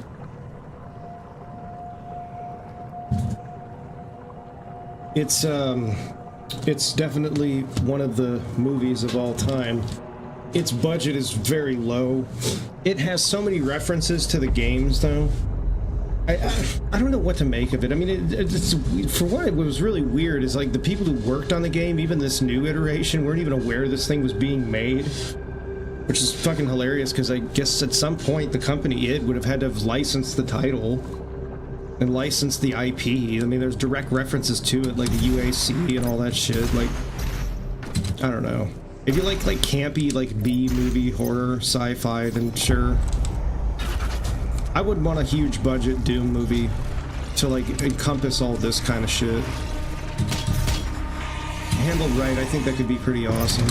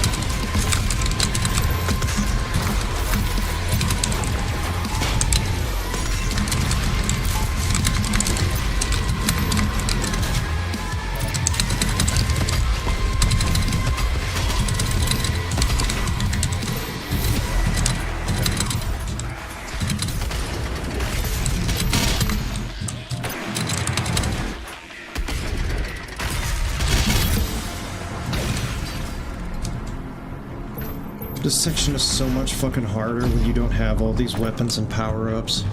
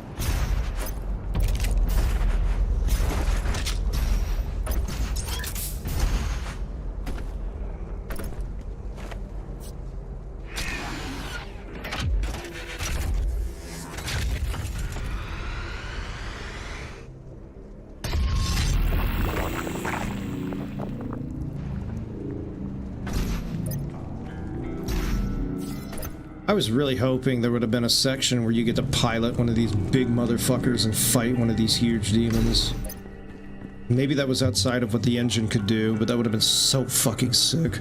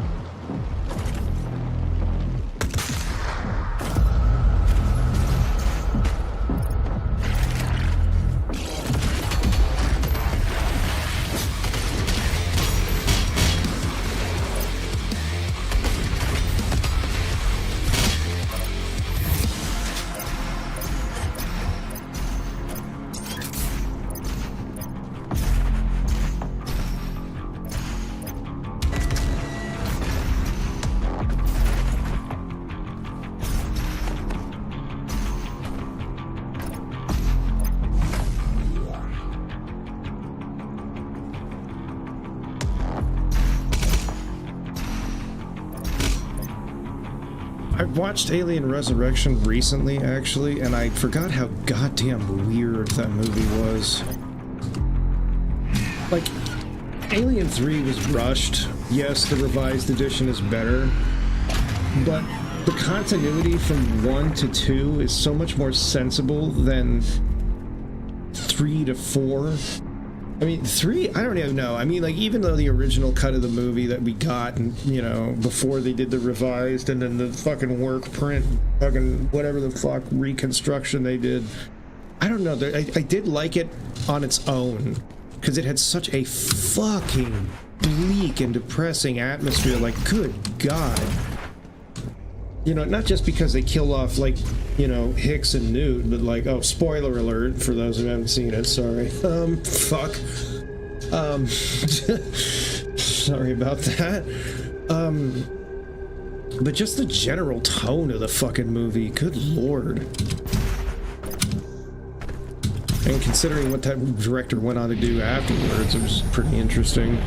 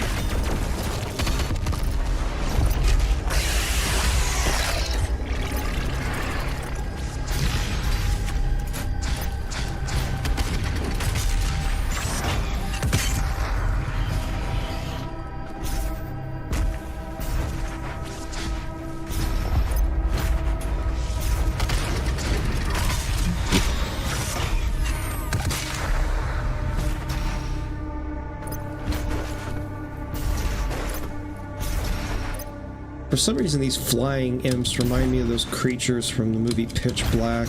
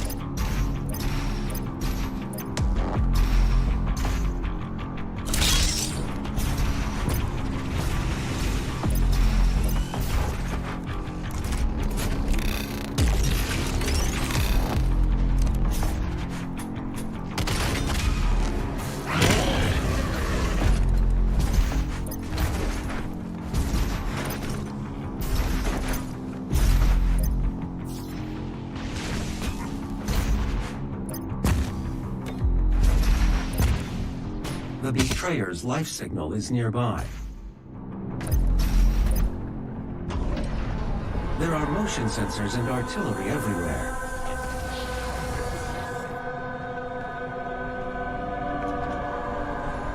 This guy's character is pretty neat.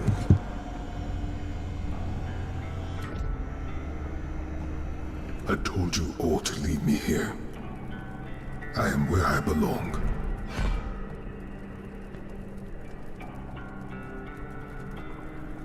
Saving your people will not bring you peace. Only make the burden you carry worse.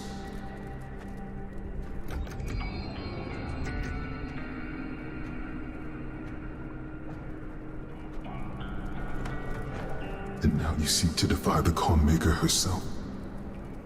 It is your people's time now to give penance, just as it was mine.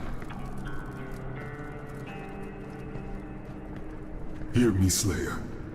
When his heart is laid to rest, then his soul will be at peace. And so will mine.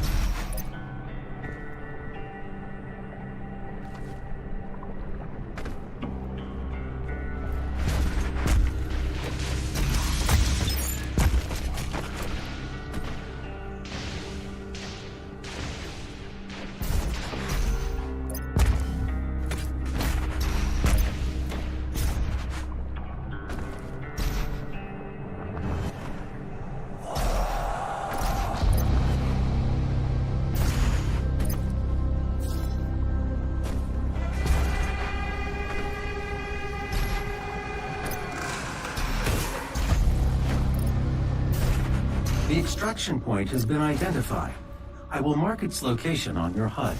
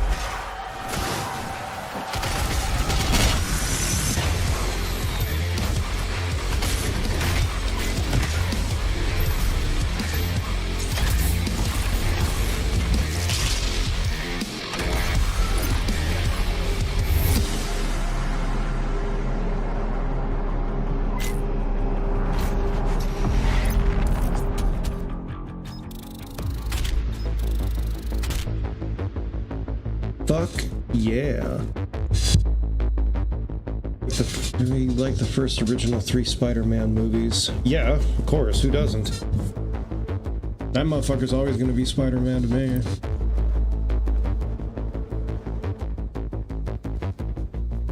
Boom. Go. Or not. See how many points I didn't get. Again, I have no idea how this system is calculated. It's so fucking weak. Wow.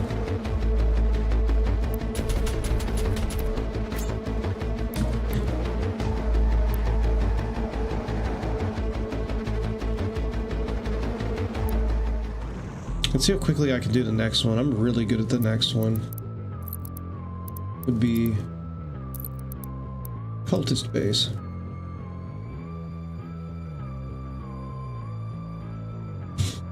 Let's see, what time is it too? All right. After this, I'm gonna call it quits. All right. Let's go. Let's see how quickly I can do this one.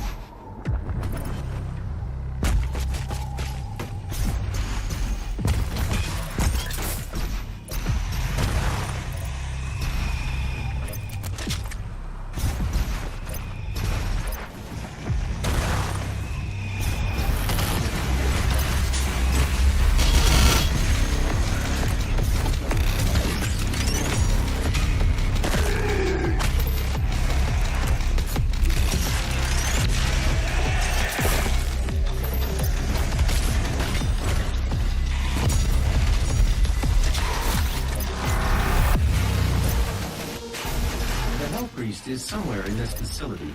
I cannot pinpoint his exact location at this time.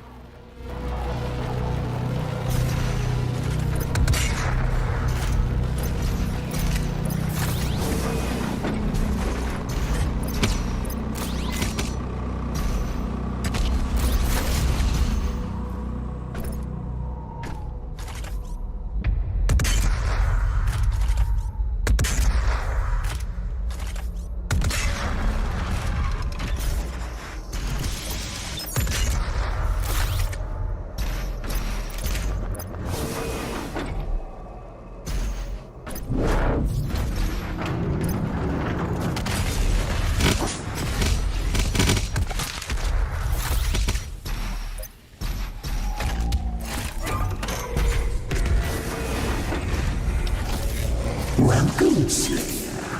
Is my time at an end? Let's see if you're strong enough to survive this cursed city. The Slayer has arrived. All mortally challenged personnel, please be advised.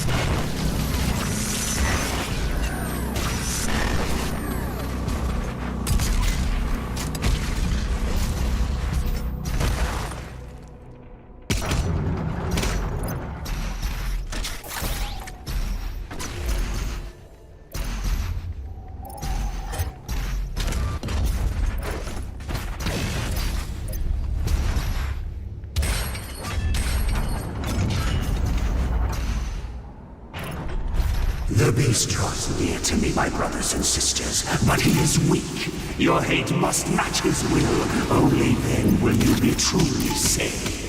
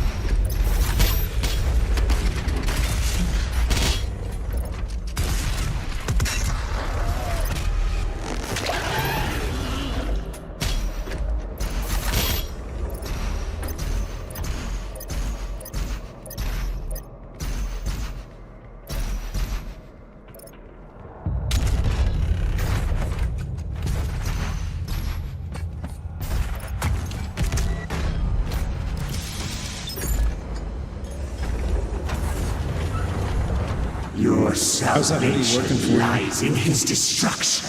I know they came out really good. The Slayer's strength is exposed now to us. Can you see it, brothers? He has lost the resolve to continue. Eat his soul. I must survive this. Protect me in my time of need, and you will secure your place in the new world. Yeah, my time of need.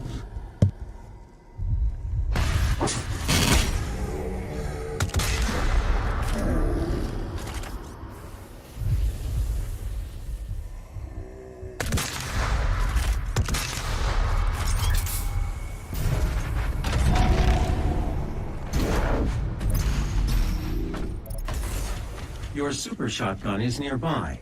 A relic from your past. The priests have kept it hidden from you in this remote location.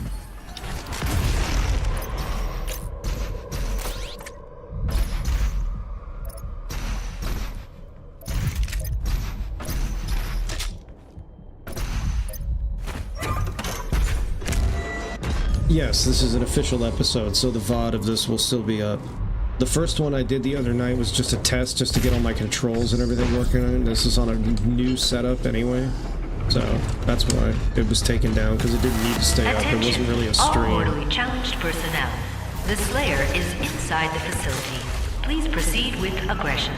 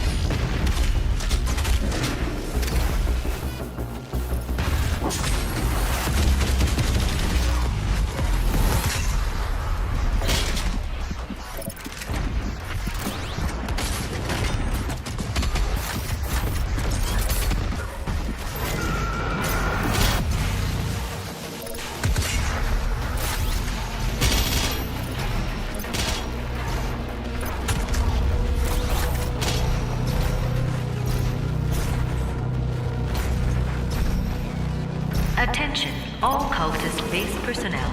Please destroy the Slayer. The priest must survive. I repeat, the priest must survive.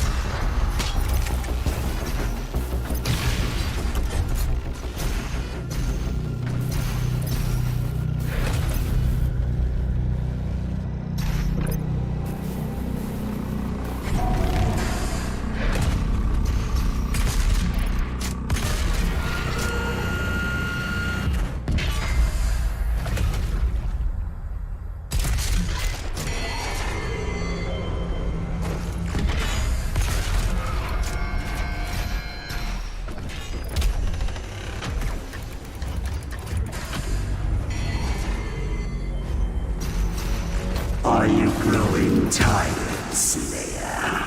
We will break your will yet.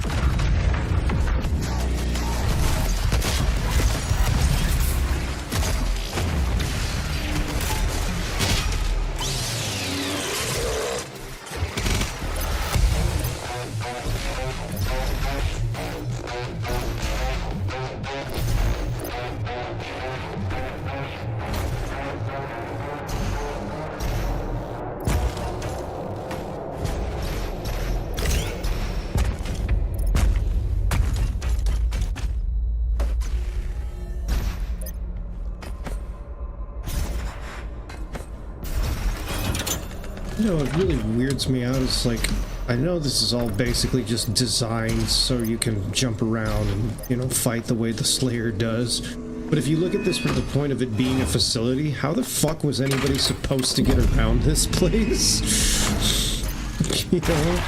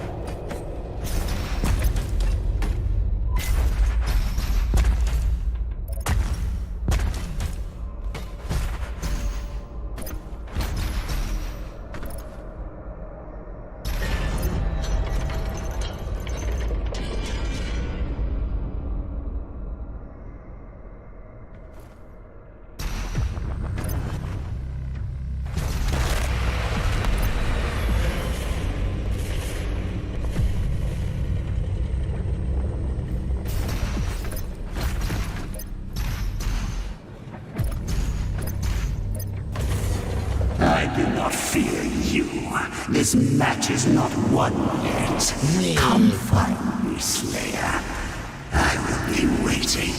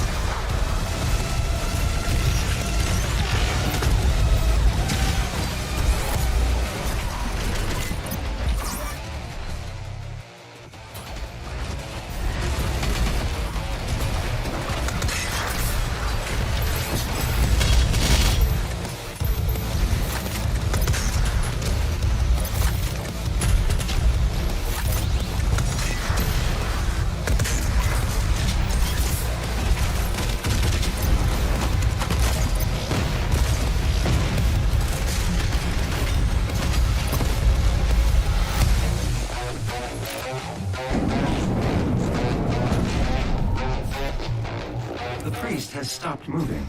I will lock in signal now. Much like everything in this map that you've now turned into a mass grave, the priest has stopped moving.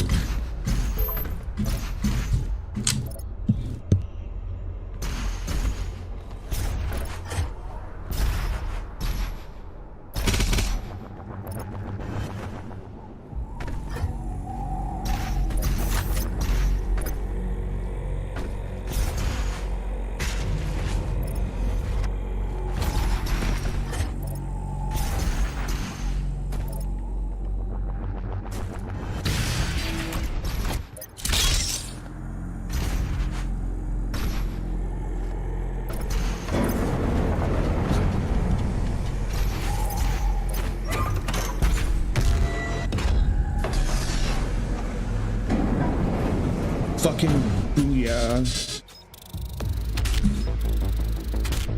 Let's see how poorly we did in the rewards again. Again, I have no fucking idea how these are calculated. They just feel random.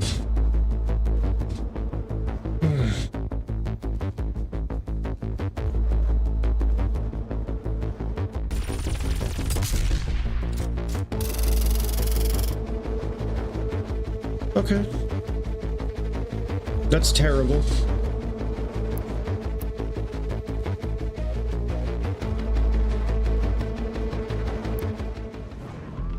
Alrighty.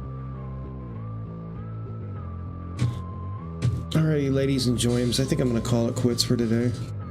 This was a pretty fun stream. It was a good first one. I'm gonna be working on a lot of different stuff for it too,